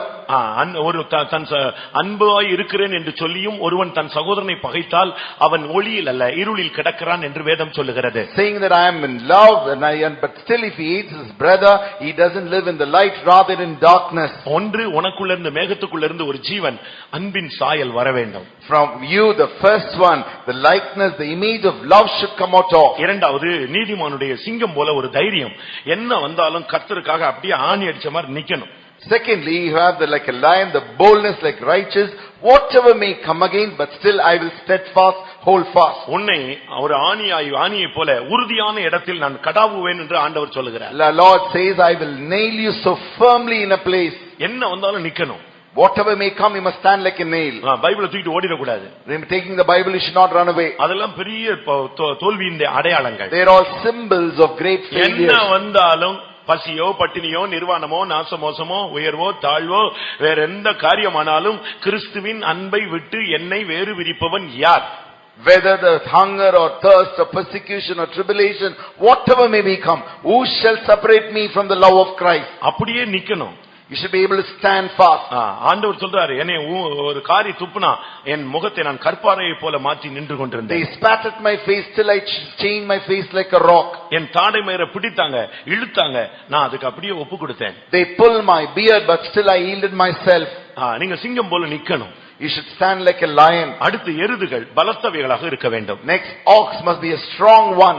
ஸ்ட்ராங்கா நீங்க இருக்கணும். You must be very strong. பாடுகள் படணும். You must suffer. கர்த்தருக்காக பாடுபடுறது ஒரு பெரிய பாக்கியம். It is a great blessing to suffer for Lord. ஒரு சின்ன காரியனால நீங்க கர்த்தருக்காக நீங்க அதுல நிக்கணும். Even if it's a little matter, you must stand for the Lord. பாடுபடுறது நம்முடைய ஜனங்களுக்குள்ள குறைகிறபடினால் தான் தேவனுடைய மகிமை அவர்களுக்குள்ள குறைகிறது. People don't have a mind to suffer. That is why the glory of the Lord is decreasing in them. 144 சங்கீதம் 14 வசனத்தை பார்க்கும் பொழுது எங்கள் எருதுகள் பலத்தவைகளாய் இருக்கும், அப்பொழுது சத்துரு உட்புகுதலும் குடியோடி புகுதலும் இராது. According to 144 Psalm verse 14, our oxen may be strong to labor, there may be no breaking in nor going out. நீங்க பலத்தவர்களா இருந்தா பிசாசு எப்படி உங்க வீட்டுக்குள்ள வருவான்? If you have the strength, how the enemy Satan can come into your house? பிசாசு வந்தான்னு சொல்றாங்க, உள்ள அப்படி நுழைஞ்சு போனதை பார்த்தாங்கறாங்க, ஏதோ ஒன்னு உள்ள வந்துட்டு போகுதுன்னு சொல்றாங்க, அப்படியே அமைக்கிறதுன்னு சொல்றாங்க. People say the enemy, the devil came into our house, he was seeing something in vision, we saw that he was coming and going and all that. உன்னுடைய வாழ்க்கையில நீ இன்னும் போல்டா இல்ல, ஸ்ட்ராங்கா இல்ல. It means you are not yet become bold in your life. கர்த்தருக்காக நீ பாடுபடல, அந்த சிந்தை உனக்குள்ள ஆயுதமாக நீ தரித்துக் கொள்ளவில்லை. Till you are not suffered for the Lord, you do not keep that mind as the armor. அந்த மேகத்துக்குள்ள இருந்து அடுத்த ஜீவன் கழுகு வந்தது. From that cloud there's another face called eagle came out. சரியான ஒரு prayer life, உன்னதமான ஜெப ஜீவியம். A right prayer life, that is a higher prayer life. உனக்குள்ள இருந்து ஒரு அக்கினி, எரிகிற அக்கினி தழல் வரணும். From you the coals of fire should come out. கிறிஸ்துவின் அன்பு உனக்குள்ள பற்றி எரிகிற ஒரு நேச வைராக்கியம் கொடிதான அக்கினி தழலை போன்றது. The love of Christ towards you, that should burn like it should have that zeal and zealous. சரியான அக்கினி அபிஷேகம் வேணும். That is the right anointing of fire. ஒரு பாஸ்டர் சொன்னார், அக்கினி அக்கினியை பிறப்பிக்கும், சீயோன் சீயோனை பிறப்பிக்கும். What pastor says, the fire will beget the fire, Zion will beget Zion. ஒரு அக்கினி ஒரு இடத்துல கொளுத்தி விடுங்க, அது பாட்டுக்கு பிடிச்சு போயிட்டே இருக்கும். If you catch a fire here, it will keep on spreading. நீ ஒரு எருசலேமா இருந்தா நீ இன்னொரு எருசலேமை பிறப்பிப்பாய். If you are a Jerusalem, you will give birth to another Jerusalem. நீ ஒரு சீயோனா இருந்தா இன்னொரு சீயோனை நீ பிறப்பிப்பாய். If you are a true Zion, you shall beget another new நீ Zion. ஒரு அக்கினி தழலாக உனக்குள்ள இருந்து அந்த மேகத்துக்குள்ள இருந்து அந்த அக்கினி தழல் வெளியே வந்தது. From that cloud the coals of fire comes out. வேதம் சொல்லுகிறது, மேகத்தை போல பறந்து வருகிற தங்களுடைய பலகனி துவாரங்களுக்கு தீவிரிக்கிற இவர்கள் யார்? Who are they? They are like clouds flying towards the heaven. இவர்களை குறித்து வேதம் என்ன சொல்லுகிறது? What does it say?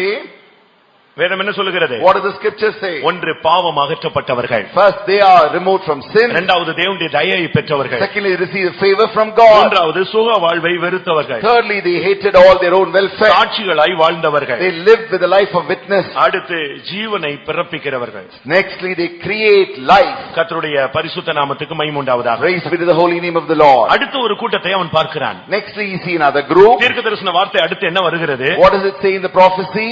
தங்கள் பலகனி துவாரங்களுக்கு தீவிரிக்கிற புறாக்களை போல பறந்து வருகிற இவர்கள் யார்? Who are these flyers, the doves flying, clouds flying towards the holes of the heaven. தங்களுடைய பலகனி துவாரங்களுக்கு அது போகுது. They are going to their own holes of heaven. அதனுடைய ஒரு பலகனி துவாரம் இருக்கிறது, அதை நோக்கித்தான் அது பயணப்படுகிறது. It has the holes in its windows and towards it it's flying. ஒன்றை நீங்கள் புரிந்து கொள்ள வேண்டும், நாம் இந்த உலகத்தில் இருந்தாலும் நாம் உலகத்தார் அல்ல. One thing you must understand, though we are in this world, we are not of this world. நம்முடைய பலகனி துவாரம் மேல இருக்கு. Our holes of windows are in upstairs. நாம் இங்க இந்த உலகத்துல கொஞ்ச நாள் இருக்கும்படியாக வந்திருக்கிறோம். We have come to this world for a temporary period. நாம் இனிமேல் தீவிரிக்கிற நேரம் வந்து விட்டது. Now the time has come to fly. தீவிரிக்கிற நேரம், அதாவது வேகமாக பயணப்பட வேண்டிய நேரம் வந்து விட்டது. This is the time which where we are to fly in haste. தீவிரமாய் புறப்படுங்கள், புறப்படுங்கள், தீவிரமாய் புறப்படுங்கள் என்று ஏசாயா தீர்க்கதரிசி சொல்கிறார். Prophet Isaiah says, set out and set out, set out in haste. இது மௌனமா இருக்கக்கூடிய ஒரு காலம் அல்ல. This is not the period to be silent. இது சீக்கிரமாய் புறப்பட வேண்டிய ஒரு காலம். This is the time we have to get ready and fly quickly. அவிடம் விட்டு சீக்கிரமாய் போக வேண்டிய ஒரு காலம். This is the time we have to go very quickly from here. கர்த்தருடைய பரிசுத்த நாமத்துக்கு மகிமை உண்டாவதாக. Praise be to the holy name of the Lord. இந்த கூட்டத்தை பார்த்து சொல்லுகிறார், புறாக்களின் கூட்டம். Looking at this group, the Lord says, group of doves. நீங்கள் புறாக்களை குறித்து பலவிதமான பிரசங்கங்கள் கேட்டிருக்கலாம். About dove you might have heard so many messages. ஆனாலும் நமக்கு இன்றைக்கு கர்த்தர் அதை குறித்து பேச வாஞ்சிக்கிறார். But Lord wants to speak to us about this today. உலகத்துல 1000 பறவைகள் உண்டு. There are thousands of doves in this world. பறவைகள், birds are in the world. ஆனா எல்லாமே அந்த பலகனி துவாரத்துக்கு போறது இல்ல. புறாக்களை மாத்திரம் தான் ஒப்பிட்டு சொல்லப்பட்டிருக்கிறது. All the birds will not go to the holes of the heavenly windows. Only the doves alone go there. வேதத்திலும் கூட பலவிதமான புறாக்கள் சுட்டிக்காட்டப்பட்டிருக்கிறது. Even in the scripture there are different kinds of doves. ஒரு புறா பேழைக்குள்ளே இருந்த ஆர்க், அதுக்குள்ள இருந்த புறா. There was one dove in the ark.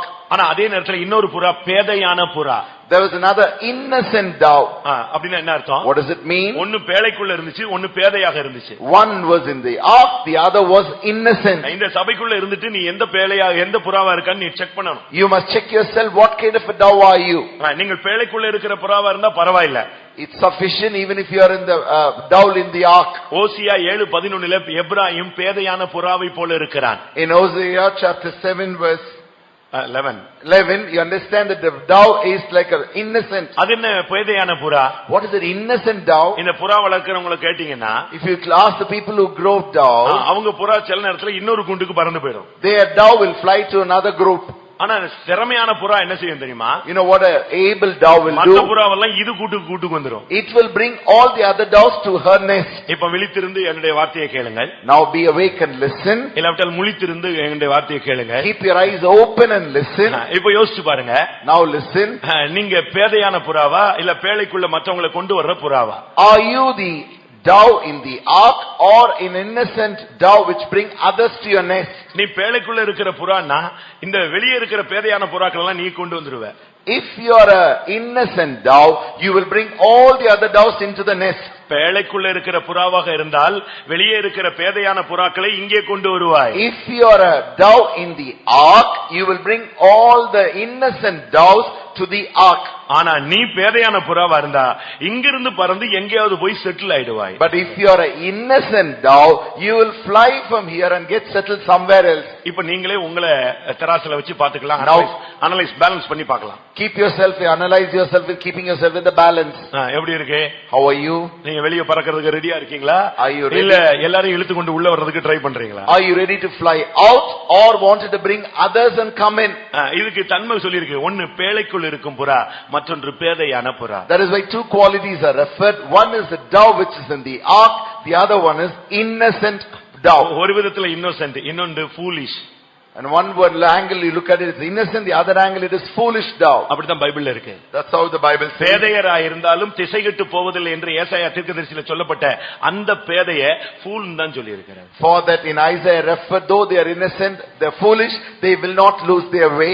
They that innocency is referred as foolish. ஆதியாகமம் 8ஆம் அதிகாரத்துல 8ஆம் வசனத்திலிருந்து பார்த்தா நோவாவுடைய பேழைக்குள்ள ஒரு புறா இருந்துச்சு. அதை விட்டுட்டு தான் அவன் எல்லாத்தையும் கண்டுபிடிச்சிட்டே இருந்தான். வெளியே உள்ள தன்மைகள் எப்படிப்பட்டது என்பதை அவன் அறிந்து கொண்டான். In book of Genesis chapter 8 you can clearly understand Noah sent out a single dove outside of his ark to see how the situation is outside. நீர் வழிந்து விட்டதா? Whether the water is dry. வெளியே பூமி தெரிய ஆரம்பித்து விட்டதா? Are you able to see the ground? மரங்கள் தெரிய ஆரம்பித்து Are you விட்டதா? able to see the trees? அது ஒரு நாள் ஒரு ஒலிவ இலையை கொத்தி கொண்டு வந்தது. அப்ப புரிஞ்சிருச்சு தண்ணீர் வற்ற ஆரம்பித்து விட்டது. One day it brought back the leaf of an olive, and that was the day he understood now the water is dry. ஒரு தேவனுடைய பிள்ளை பேழைக்குள் இருக்கிற புறாவாக இருக்க வேண்டும். A child of God must be like a dove in the ark. மத்தேயு 3:16 வசனத்திலே பரிசுத்த ஆவியின் அபிஷேகமே புறாவின் ரூபத்தில தான் இறங்கினது. In Matthew's Gospel chapter 3 verse 16, the anointing of the Holy Ghost itself descended like a dove. நீங்கள் பறக்க பரிசுத்த ஆவி அவசியம். In order to fly, you need the anointing of Holy Ghost. ஞானசானம் எடுத்த ஆளு இந்த பலகனி துவாரத்துக்கு பறந்து போக முடியாது. Person who has taken water baptism alone cannot fly to the holes of the heavenly kingdom. நல்லா புரிஞ்சுக்கோங்க, நன்றாக புரிந்து கொள்ளுங்கள். You must clearly understand. ஏனென்றால் பரிசுத்த ஆவியானவர் தான் உயிர்ப்பிக்கிற ஆவியானவர். Because the Holy Spirit is a quickening spirit. இயேசு ஞானசானம் பெற்றிருந்தார். Jesus took water baptism. இப்பொழுது மரித்து விட்டார். Now he is dead. அடக்கம் பண்ணப்பட்டு விட்டார். He was buried. இப்போ அவர் பிதாவிட்ட போகணும். Now he has to go to the Father. போக முடியாது. Unable to go. அப்படி போக வேண்டுமானால் In order to go, கிறிஸ்துவை மரித்தோரிலிருந்து எழுப்புகிற ஆவி அங்கே வந்து வாசம் பண்ணணும். there the Spirit who raiseth Christ from the dead must dwell there. அந்த ஆவி வாசம் பண்ணும் பொழுதுதான் அவர் உயிர்ப்பிக்கப்படுவார். When that Spirit dwells in him, he shall be revived. அதுபோல The same way, நமக்குள்ள பரிசுத்த ஆவி இல்லாம ஞானசானம் மட்டும் வச்சிட்டு நம்ம பறந்து போக முடியாது. with keeping only water baptism and not having the anointing of the Holy Spirit, we cannot fly. அதனாலதான் ஒரு நல்ல விசுவாசி காத்திருப்பு கூட்டத்தை விடவே மாட்டான். That is why a true believer will not forsook the tarrying meetings. ஒரு நல்ல விசுவாசி worship டைத்தை விடவே மாட்டான். A good believer will not give up the worshipping time. கர்த்தருடைய பரிசுத்த நாமத்துக்கு மகிமை உண்டாவதாக. Praise be to the holy name of the Lord. நல்ல விசுவாசி worship தான் அவனுக்கு ரொம்ப முக்கியமான டைம். அதாவது பாடல் முடிந்து அந்த ஆவியில ஆராதிக்கிற பாருங்க, அதுதான் ஒரு நல்ல விசுவாசியினுடைய தேவனோடு உறவாடுகிற ஒரு நல்ல time. For a true believer, he'll never give up the time where the songs get over, when the people are getting spirit. That's where he started talking to the Lord. Just message மட்டும் கேட்டு போனா நுனி புல் மேயலாம். If you come and just listen to the message, you're just grazing the grass. அப்படிப்பட்டவங்கள நம்ம இருக்க கூடாது. We should not be like that. அதேவ அபிஷேகம், நல்ல ஒரு ஆவியின் அபிஷேகம் நமக்கு வேணும். You must have a right anointing of Holy Ghost. அதுல வெட்கப்படவே கூடாது. You should not feel shy. அதை கட்டுப்படுத்தவும் கூடாது. You should not control. உங்களுக்கு தெரியுமா, அநேக வீடுகள்ல ஜெபிக்க முடியாம பாத்ரூம்ல போய் ஜெபிக்கிறாங்க. Do you know, in many families people can't pray, people go to bathroom and pray. Tape recorder சத்தமா போட்டுட்டு இவங்க ஆவியில ஜெபிக்கிறாங்க. They'll keep the tape recorder in full volume and they pray. பாத்ரூம்ல போய் தண்ணீரை சத்தமா திறந்து விட்டுட்டு புருஷனுக்கு தெரியாம ஆவியில் நிரம்புறாங்க. They will open the tap in the bathroom, the water showers with noise, without knowing knowledge of the husband they pray. ஆனா இங்க நமக்கு ஆடலாம், குதிக்கலாம், கத்தலாம், இந்த ஊரே கூட்டுற மாதிரி கத்தலாம். ஆனா நமக்கு கத்துறதுக்கு ஆளுங்க ஆள் காணும். Here we can dance, we can shout in such a way and dance and sing and bring the whole people of city here, but people don't come. வெளியே தான் நீ ஆடுறது குதிக்கிறதெல்லாம் தெரியும், ஆனா ஆத்மாவுல ஒரு பெரிய மறுரூபத்தை கத்தர் உள்ளான மனுஷனை நாளுக்கு நாள் ஒரு புதிதாகுதலை இந்த அபிஷேகத்தின் மூலமாய் தெய்வம் கட்டளையிடுகிறார். The singing, the dancing, everything outwardly as if it is shown, but inwardly in your soul God is setting something called reviving or renewing into newness. 55ஆம் சங்கீதம் 6ஆம் வசனத்தை பார்க்கும் பொழுது, when you come to Psalm 55 verse 6, சங்கீதக்காரன் சொல்றான், எனக்கு புறாவை போல சிறகு இருந்தால் நான் பறந்து போய் உம்மிடத்தில் வந்து இளைப்பாறுவேன். If I have wings like dove, I shall fly unto thee and rest in thee. எப்படிப்பட்ட ஒரு ஆசை பாத்தீங்களா? What a kind of a desire. எனக்கு புறாவை போல சிறகு இருந்தால் பறந்து வந்து நான் உம்மிடத்தில் இளைப்பாறுவேன். If I have a wing like dove, I'll fly unto thee and rest in thee. இது ஒரு இளைப்பாறும் ஜீவியம். This is a life of rest. கிறிஸ்தவ வாழ்வில நீங்க கலங்கிக்கிட்டே சுத்தக்கூடாது. You should not be troubled all the time in Christian life. பணம் இல்ல, அந்த பிரச்சனை, இந்த பிரச்சனை எல்லாமே இருக்கு, ஆனா நீ கலங்கவே கூடாது. ஏன்னா கர்த்தர் அதை பொறுப்படுத்திக் கொள்கிறார். No money, that problem, this problem, problems are there, but you should not be troubled because God will undertake everything. பிரச்சனையே இல்லன்னா நான் ஏன் அழுகிறேன்? பிரச்சனை இருக்கிறதுனால தான் நான் அழுகிறேன் நீங்க சொல்றீங்க. You may say, why should I cry? Because I have problems, I am crying. தன்னுடைய சொந்த பிள்ளையை பலியிடும்படியாக அழைத்து கொண்டு போகிறான். Now he is taking his own son to offer. 3 நாள் பயணம், 3-day journey. எப்படி இருக்கும்? Look at that. 3 நாள் அந்த பிள்ளையை மூஞ்ச பாத்துக்கிட்டே வர்றான். இவனே இப்போ என்ன பண்றது சோத்திரம் சோத்திரம் சோத்திரம். அங்க சாராள நினைச்சு பாக்குறான், அவ என்ன கற்பனையில இருப்பாளோ, இப்படியே குழம்பிக்கிட்டே வந்துகிட்டே இருக்கிறான். 3 days he was in journey, taking his own son, looking at the son to be offered, his face all the time kept on worrying, saying praise the Lord, praise the Lord. And he's also worried about Sarah, his wife. What will she think in her mind? He does not know. ஆனா யார்கிட்டயும் போய் share பண்ண முடியாது. He is unable to share with anyone. பையனை கட்டி பிடிச்சு அழுதுட்டான், முடிஞ்சிச்சு, அவன் ஓடியே போயிடுவான். If he embraces son and cry, the son will come to know, he'll run away. கொஞ்சம் முகநாடி மாறிடுச்சுனா டாடி என்ன அப்படின்னு கேட்பான். If his face is changed, the son will ask, what happened to your daddy? ஒண்ணுமே கேட்கல. He didn't ask anything. போயிட்டே இருக்கான். He was kept on walking. இப்ப வேலைக்காரங்க எல்லாம் நிப்பாட்டியாச்சு. Now he stopped the servants. இருக்கிற விறகெல்லாம் தூக்கி மகன் தலையில வச்சிட்டான். Now he took the wood and kept it on the head of his shoulder of his son. இன்னொரு கையில நெருப்பு எடுத்தாச்சு. He has taken the fire. இப்ப ரெண்டு பேரும் பயணப்படும்போது When the only two are setting out for journey, இப்ப மகன் கேக்குறான். now the son is asking, விறகு இருக்கு, Daddy, we have wood here. நெருப்பு இருக்கு, Fire is also there. ஆட்டுக்குட்டி எங்க? Where is the lamb? எப்படி இருக்கும்? Look at the situation. எப்படி இருக்கும்னு யோசிச்சு பாருங்க. Look at the situation and think about it. நீங்க அந்த கண்டிஷனுக்கு போவீங்களா? Will you go to that condition? ஆண்டவரே, அப்படிப்பட்ட வாழ்க்கை என் வாழ்க்கையில வந்துடவே கூடாது. Lord, such a kind of life should never come in my life. அந்த லாஸ்ட் மினிட்ல கூட அவன் கேட்கும்போது இவன் அப்படியே இருதயத்தை கல்லாக்கி விசுவாசத்தின் தகப்பன் சொல்றான், மகனே, நாம போற இடம் வந்து கர்த்தருடைய பர்வதம். கர்த்தருடைய பர்வதத்துல அதெல்லாம் என்ன செய்யப்படும்? பார்த்துக் கொள்ளப்படும். And he hardened his heart like a stone, telling his son, Son, where we are going is the mountain of the Lord. It shall be looked into. நான் ஆராதிக்கிற தேவன், உனக்கு ஆராதிக்க முடியாத பழக்குவித்த தேவன் யார் தெரியுமா? அவர் யெகோவா ஈரே. The Lord whom I worship, you know, the Lord who trains us to worship, He is the Lord called Jehovah Jireh. எப்படி இருக்கும் நீங்க யோசிச்சு பாருங்க. Think about the situation. அவனுக்குள்ள ஒரு இளைப்பாறுதல் இருந்தது. There's a rest in him. படகு பயங்கரமான புயல்ல சிக்கி கொண்டது. Now the boat is tossing in the wind. தண்ணீர் உள்ளே வருகிறது. The waters entered. சீஷர்கள் கலங்கி போனார்கள். Disciples were trembled and ஐயரே, troubled. மடிந்து போகிறோம் என்று கத்தினார்கள். Master, we are dying. அங்க இடத்துல பைபிள்ல சொல்லி இருக்கு, இயேசு அங்கே இளைப்பாறி கொண்டிருந்தார். There it is written, Jesus was fast asleep. அவர் மேல பரிசுத்த ஆவி இருந்ததனால இளைப்பாறி கொண்டே இருந்தார். Because the Holy Spirit was on him, he was fast asleep. பிரச்சனைகள்ல கலங்கி போகாதவன் தான் புறா. The dove is the one who doesn't get trouble in the midst of the trouble. ஏனா அவனுக்கு சிறகு இருக்கு, அவன் இளைப்பாறி கொண்டே இருக்கிறான். Because he has the wings, he'll kept on sleeping. தேவனை துதிச்சிட்டே இருங்க, ஒரு இளைப்பாறுதல் உங்களுக்குள்ள இருக்கு. Continuously praise God, you'll find a peace or rest within you. ஓசியா 11:11 பார்க்கும் பொழுது, When you see book of Isaiah 11:11, அந்த புறாவினுடைய இன்னொரு சுபாவம் பயந்த சுபாவம். there's another nature of the dove, is the fearing nature. இது கர்த்தருக்கு பயப்படுகிற பயத்தை காண்பிக்கிறது. That shows the trembling or the fear for the fearing the Lord. இந்த புறாக்கள் பாத்தீங்கன்னா ரொம்ப தீவிரமா பறக்கும். You know, these doves fly so fast. அது ரொம்ப ஃபாஸ்டானது. It is very fast in nature. நீங்க புறா பந்தயம் எல்லாம் கேள்விப்பட்டிருக்கீங்களா? Have you listened and heard the stories about it? புறா பந்தயம், புறாவை ரேஸ்ல விடுறாங்க. People send dove races. ஹைதராபாத்ல விட்டுட்டு அது தூத்துக்குடி வந்து இறங்குது.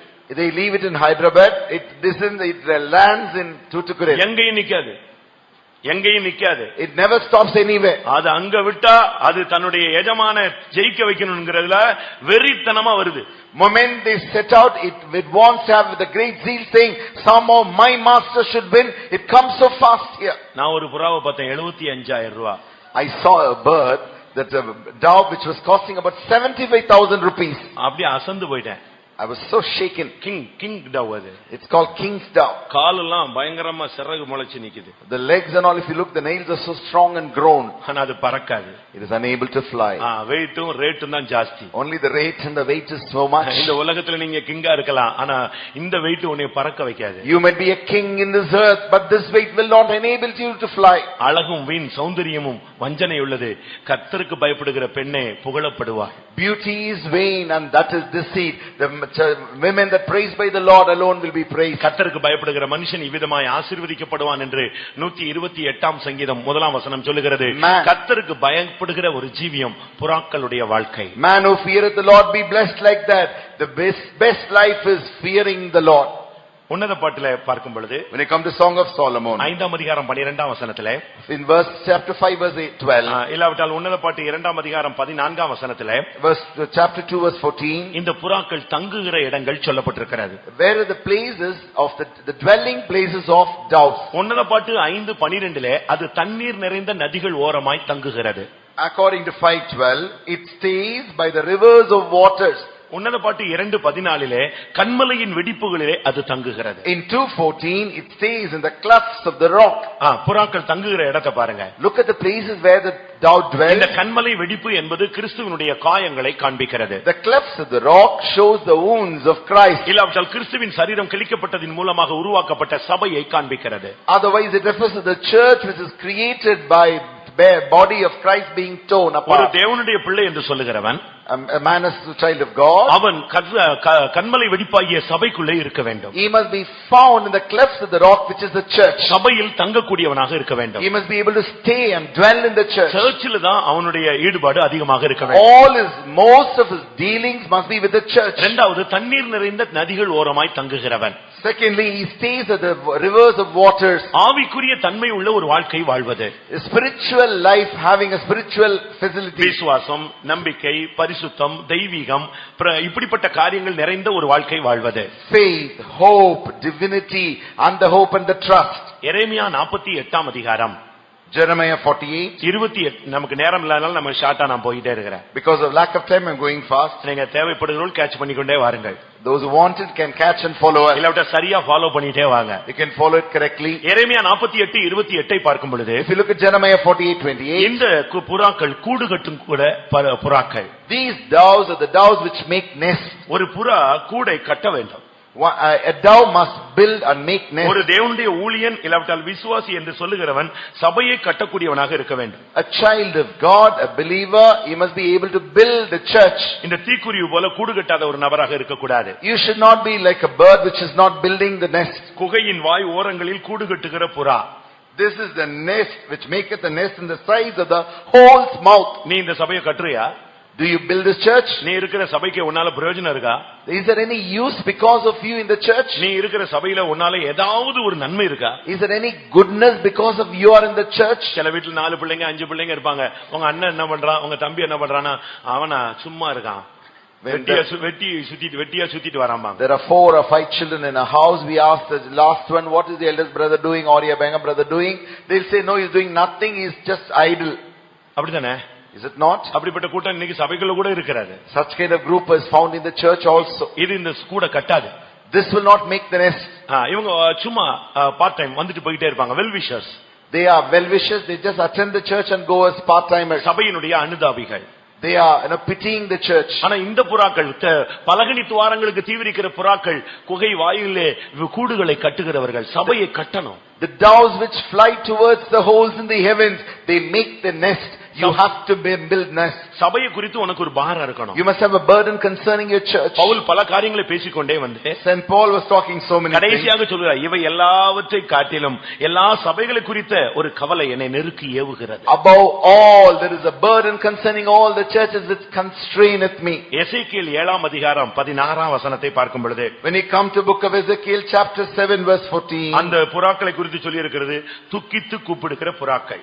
In verse 16 we understand that's the dove which moans and calls. இது துக்கித்து கூப்பிட்டு கொண்டே இருக்கும். They will moan and call. அது எதுக்காக? அதனுடைய அர்த்தம் என்ன? What does it mean? அவர்கள் அனைவரும் தன் அக்கிரமணத்தின் நிமித்தம் துக்கித்து கூப்பிடுகிற பள்ளத்தாக்குகளின் புறாக்கள். They that escape them from shall escape shall be on the mountain like doves of valleys, for their mournings, everyone for his iniquity. ஒரு புறான் சொன்னா தன்னுடைய வாழ்க்கையில தோல்வி வரும் பொழுது அதற்காக அவன் துக்கிக்கணும். When a dove says, when there is a failure in your life, you must mourn.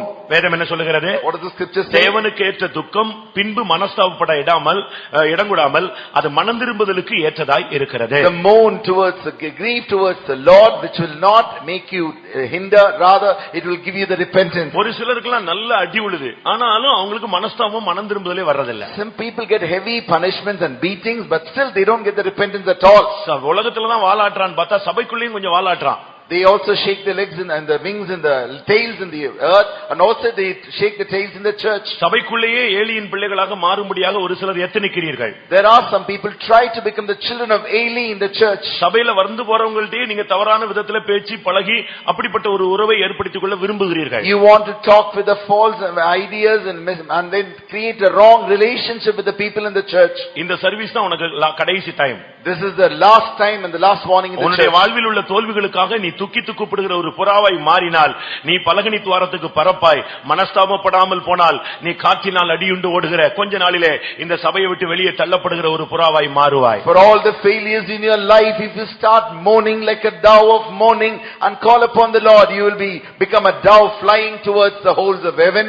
If not, you will be carried away by the winds. ஏசாயா 59:11 பார்க்கும் பொழுது, when you look at Isaiah 59, இல்லாவிட்டால் ஏசாயா 38:14 பார்க்கும் பொழுது, Isaiah 38:14, இந்த ரெண்டிலும் கூவுகிற புலம்புகிற புறாக்களை குறித்து சொல்லி இருக்கிறார். about in both the places we see a dove which is calling upon, crying upon. புறாவை நீங்க பார்க்கவே வேண்டாம், அது எங்கேயாவது ஒரு சந்துக்குள்ள இருந்தாலும் எனக்கு எது மட்டும் கேட்கும், ஒரு சவுண்ட் கேட்டுட்டே இருக்கும். You don't have to see the dove at all. Wherever it is in a small nest, it will keep on making noise. மத்த பறவை போல டிசைன் எல்லாம் அது கத்தாது. It won't make different noises. ஒரு லைட்டா ஒரு சவுண்ட் கேட்டுட்டே இருக்கும். An ordinary light sound you'll be hearing. அது அதனுடைய புலம்புதல், அதனுடைய கூவுதல் என்று வேதம் சொல்லுகிறது. That's what the scripture says. That is its lamenting or its mourning. நீ இந்த சபைக்குள்ள எப்படி இருக்கிற, எந்த ஸ்தானத்துல இருக்கிற, எவ்வளவு மேன்மையா இருக்கிறன்னா நமக்கு தேவையில்லை. நீ எப்படி புலம்பி ஜெபித்துக் கொண்டிருக்கிறாய் என்பதுதான் முக்கியம். What is your position in the church? How are you in the church? What is your status in the church? They all doesn't matter. How is your lamenting, mourning prayer life in you? உன்னுடைய ஜெபத்தை தான் கர்த்தர் measure பண்ணி பார்க்க போறார். God is going to measure only your life of prayer. உன்னுடைய இரவு ஜெபம் எப்படி? How is your night prayer? உன்னுடைய புலம்பல் ஜெபம் எப்படி? How is your mourning prayer? அந்த கிருபையின் ஆவி, விண்ணப்பத்தின் ஆவி வரும் பொழுது அவர்கள் தனித்தனியே புலம்புவார்கள் தான் சொல்லி இருக்கிறார். When they receive the spirit of grace and the spirit of prayer and supplication, personally and individually, they will lament and mourn. சகரியா 12:10 அதுக்கு கீழ இருந்து படிச்சு பாத்தீங்கன்னா எல்லாமே அந்த விண்ணப்பத்தின் ஆவியும் கிருபையின் ஆவி வந்தா ஒருத்தன் ஜெபித்தானே சொல்லல, புலம்பினான் அப்படின்னு தான் சொல்லி இருக்கு. In Zechariah chapter 12 verse 10, you can understand very clearly they were all lamenting and praying and lamenting and mourning. ஒரு புறா ஒரு ஜெப வாழ்வை காண்பிக்கிறது. Dove refers to the life of prayer. லூக்கா 2:24 படி பார்க்கும் பொழுது, according to Luke 22:24, இது ஒரு பலி பொருளாக ஏற்றுக்கொள்ளப்பட்டது. it has been offered and accepted as a sacrifice. ஒரு பெரிய பிரபு, ஒரு பெரிய பணக்காரன்னா ஒரு காளையை பலியாய் செலுத்துவான். If there is a rich man, he will offer sacrifice as an ox.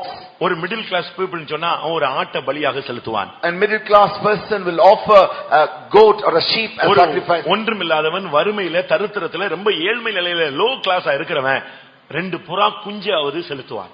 If he is a person who is very poor because of his poverty, he will offer 2 young doves. லூக்கா 2:24 இயேசு பிறந்த பொழுது 8ஆம் நாளிலே அவர் நிமித்தம் 2 புறா குஞ்சுகள் பலியாக அர்ப்பணிக்கப்பட்டது. Where you can clearly understand on the day of Christ, because of him, 2 young pigeons were sacrificed. அநேகரை ஐஸ்வரியவானாய் மாற்றும்படியாக இயேசு நமக்காக தரித்திரர் ஆனாரே.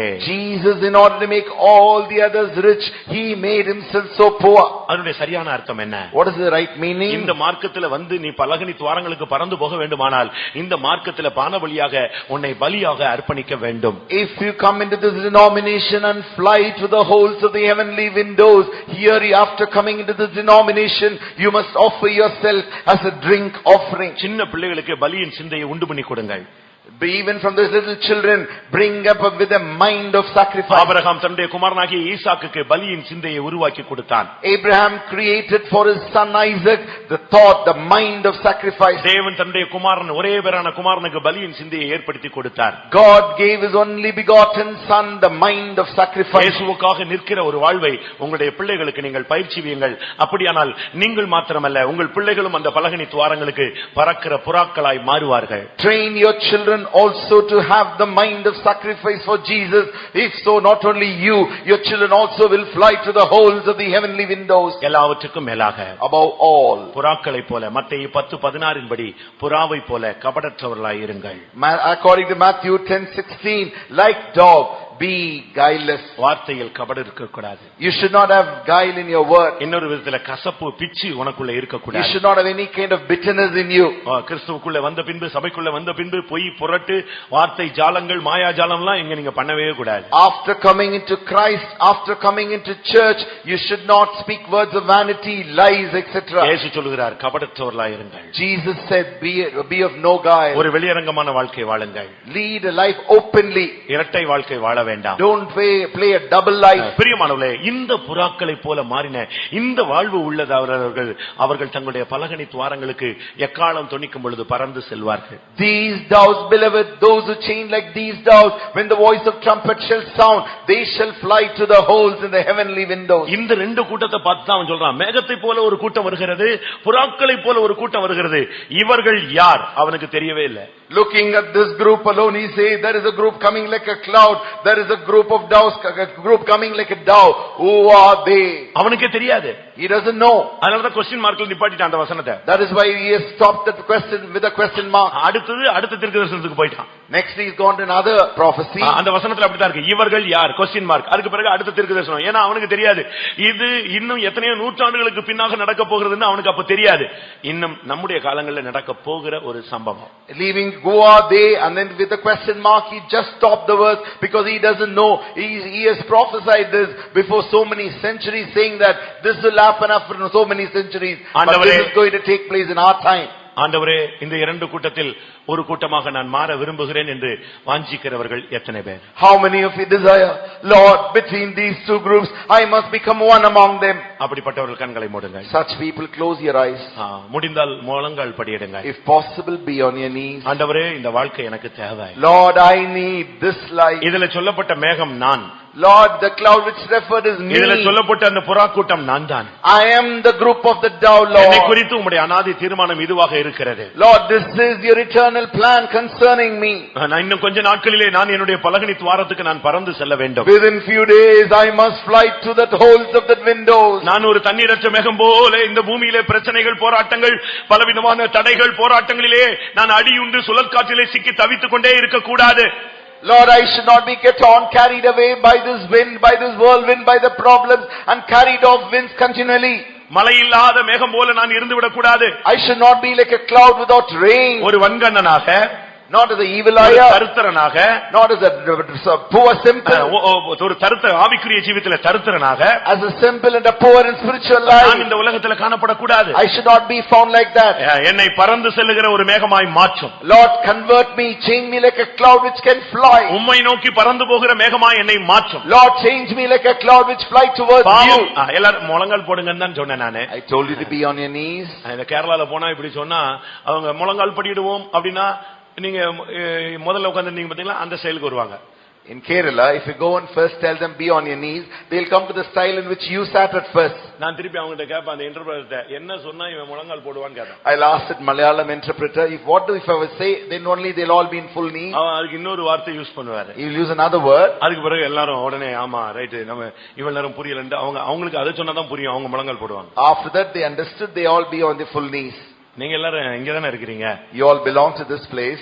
புறாவை போல மாற வேண்டுமானால், if you want to become like dove, மேகத்தை போல மாற வேண்டுமானால், you want to become like cloud, பறந்து போகிற கூட்டத்திலே நீயும் உன்னுடைய பிள்ளைகளும் நம்முடைய சபையும் இணைக்கப்பட வேண்டுமானால், if you and your children and the church should be united with that flying group, நீ பாவம் அகற்றப்பட்ட ஒரு கூட்டமா இருக்க வேண்டும். You must be a group where the sin is being totally removed. தேவனிடத்திலிருந்து தயை பெற்ற ஒரு கூட்டமாய் நீ மாற வேண்டும். You must be a group which receive the favor from God. கிறிஸ்துவுக்காக சுகவாழ்வை இழந்தவனாய் இருக்க வேண்டும். For the sake of Christ you have given up all your welfare. இந்த விசுவாசத்துக்காக, சத்தியத்துக்காக நீ சாட்சியாய் வாழ்ந்திருக்க வேண்டும். You must have the witnesses for this faith. நீ இந்த சபைக்குள் வந்த பின்பு உன்னுடைய வாழ்க்கையில் நீ மேகமாய் மாறி இருந்தால் உனக்குள்ள இருந்து பரிசுத்த ஜீவன்கள் புறப்பட்டிருக்கும். If you truly come into this church and have the holy life, you would have got the living creatures born out of you. நீ பேதையான புறாவை இங்கே இராதே. Don't be an innocent dove here. அலசடிப்படுகிற ஒரு விசுவாசியா இராதே. Don't be a dove which is tossed here and there. அலசடிப்படுகிற ஊழியனா இராதே. Don't be a servant of God who are tossed. இந்த பேழைக்குள் ஸ்ட்ராங்காக இருக்கிற நோவாவின் பேழைக்குள்ளே சபை கிறிஸ்துவின் சபைக்குள்ள இருக்கிற ஒரு விலையேற பெற்ற புறாவாய் மாறு. You should become like a strong dove, a precious dove which is found in this church in the ark of Noah. யாரை பத்தியும் கவலைப்படாத, நீ கபடற்றவனாய் தேவனுக்கு முன்பாக நில்லு. Don't worry about others, you be without any guile before God. யார் என்ன பேசினா எந்த விமர்சனம் சொன்னாலும் உன் காதை அடைச்சிட்டு போ. நீ உன்னை பலியாக ஒப்புக்கொடு, கர்த்தர் உன்னுடைய பலியை அங்கீகரிக்கட்டும். Whatever people may speak against you or criticize you, you offer yourself as a sacrifice. நல்ல கிரிட்டிசைஸ் பண்ணும்போது தான் நம்ம நம்மள ரெடி பண்ணிக்கிட்டு நம்ம கரெக்ட் பண்ணிக்கிட்டே போயிட்டே இருக்கலாம். When people criticize very well, only then we can correct ourselves. உலகத்துல சொல்லுவாங்க நல்ல எதிர்க்கட்சி இருந்தா ஆளுங்கட்சி ஸ்டெடியா நிக்கும்னு சொல்லுவாங்க. In worldly they used to say, if we have a good opponent party, the ruling party will make it perfect. ஏன்னா எந்த தப்பும் பண்ண மாட்டாங்க. ஏன்னா இவன் டக்குன்னு क्वेश्चன் பண்ணிடுவான். Because they will not make any mistake. The opposition party is watching all the time and questioning. அதுபோல மத்தவங்க விமர்சனம் பண்ணட்டும், நீ அத பத்தி கவலைப்படாத. அப்போ நீ அதுல ஏதாவது குறை இருந்தா அதை ரெக்டிஃபை பண்ணிக்கிட்டே போயிட்டே. Let others offer comments and criticism. You don't have to be worried about it. If there are shortcomings in you, let's try and move forward. இரவும் பகலும் நீ கூவிக்கொண்டே புலம்பிக் கொண்டே இரு, தேவனை நோக்கி அபயமிட்டுக் கொண்டே இரு. Night and day cry out and call out with mourning towards God. ஏதாவது தோல்விகள் வந்தால் தேவனுக்கேற்ற மனஸ்தாபத்துக்குள்ளே வா, லௌகிக துக்கத்துக்கு இடம் கூடாதே. Whatever, if the shortcomings come into you, come with the repentance towards God. கண்மலையின் வெடிப்புகளிலே, கிறிஸ்துவின் காயங்களிலே, தெய்வீக சுகத்திலே வந்து தங்கியிரு. Come and dwell in the clefts of the rock, in the wounds of the Christ, in the divine healing. உன் மூலமாய் சபை கட்டி எழுப்பப்படட்டும். Let the church be built through you.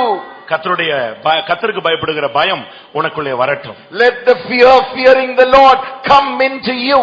அபிஷேகத்திலே நிறைந்திரு.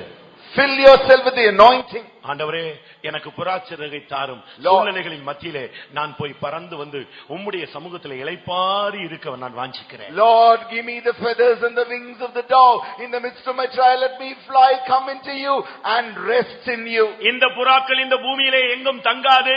அது நேரம் வரும் பொழுது தங்கள் பலகணி துவாரங்களை நோக்கி, வானத்தின் பலகணிகளை நோக்கி, ஆண்டவர் நோக்கி பார்க்கிற அந்த இடத்துக்கு போய் சேரும். These doves will not rest, will not dwell any place in the earth. It will go towards that hole in that heavenly kingdom and the heavenly windows to the Lord.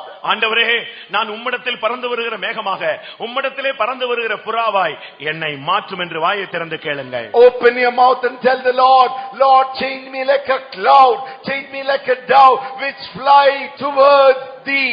இந்த மேகம் போல, இந்த புறாவை போல மாறினவர்கள் சபையில் உள்ள ஊழியர்களும் விசுவாசிகளும் தான். Those who are changed like a cloud and the dove, they are the believers and the servants of God in the church. எப்படி மாற்ற முடிந்தது?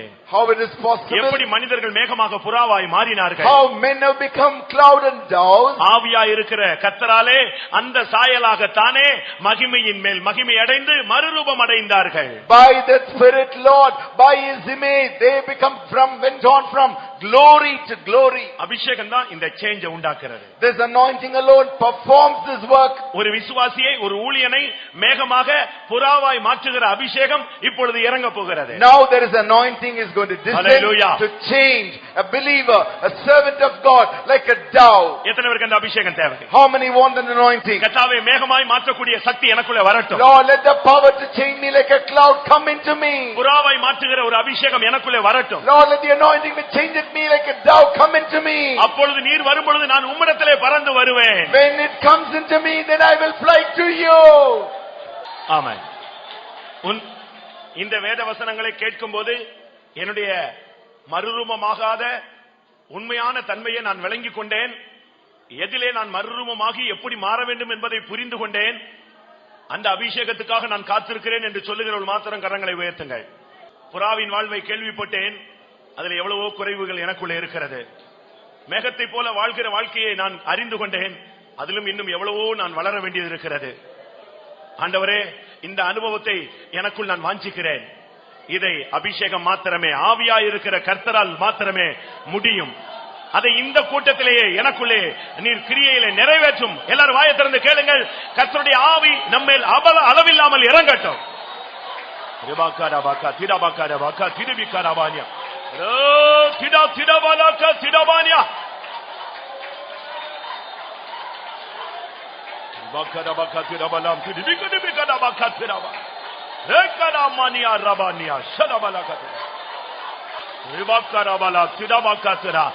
உன்னை மாற்றக்கூடிய அபிஷேகம், ஹல்லேலூயா. உன்னை சிருஷ்டிக்கக்கூடிய அபிஷேகம், உன்னை உருவாக்கக்கூடிய அபிஷேகம், மேகம் போல புறாவை போல மாற்றக்கூடிய வல்லமை இதோ உன்னுடைய வாஞ்சைக்கத்தக்கதா இறங்குகிறது.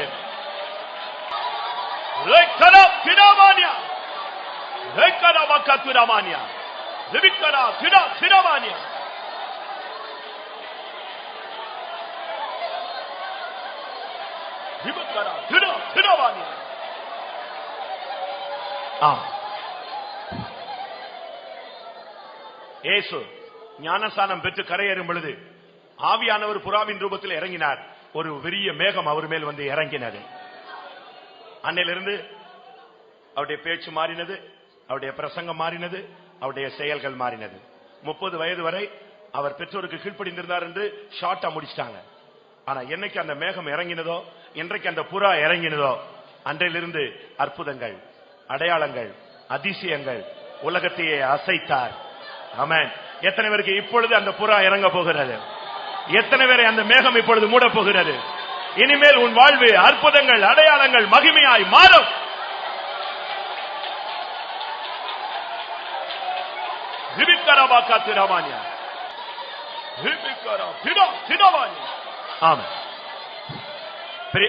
பிரியமானவர்களே, நேரமாகிறபடினால் கூட்டம் முடிய போது.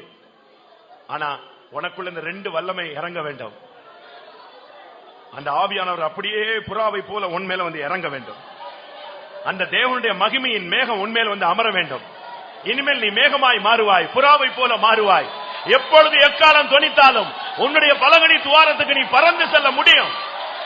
ஹல்லேலூயா, praise the Lord, praise the Lord. எத்தனை பேர் இந்த வசனங்களை கேட்டேன், அதை வாஞ்சித்தேன், அதனுடைய ஜீவன் எனக்குள் வந்து இறங்கினதை உணர்ந்தேன் என்று சொல்ல முடியும்?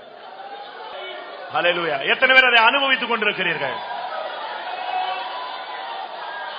ஹல்லேலூயா, ஹல்லேலூயா, ஹல்லேலூயா, ஹல்லேலூயா. ஆமென், ஆமென், ஆமென்.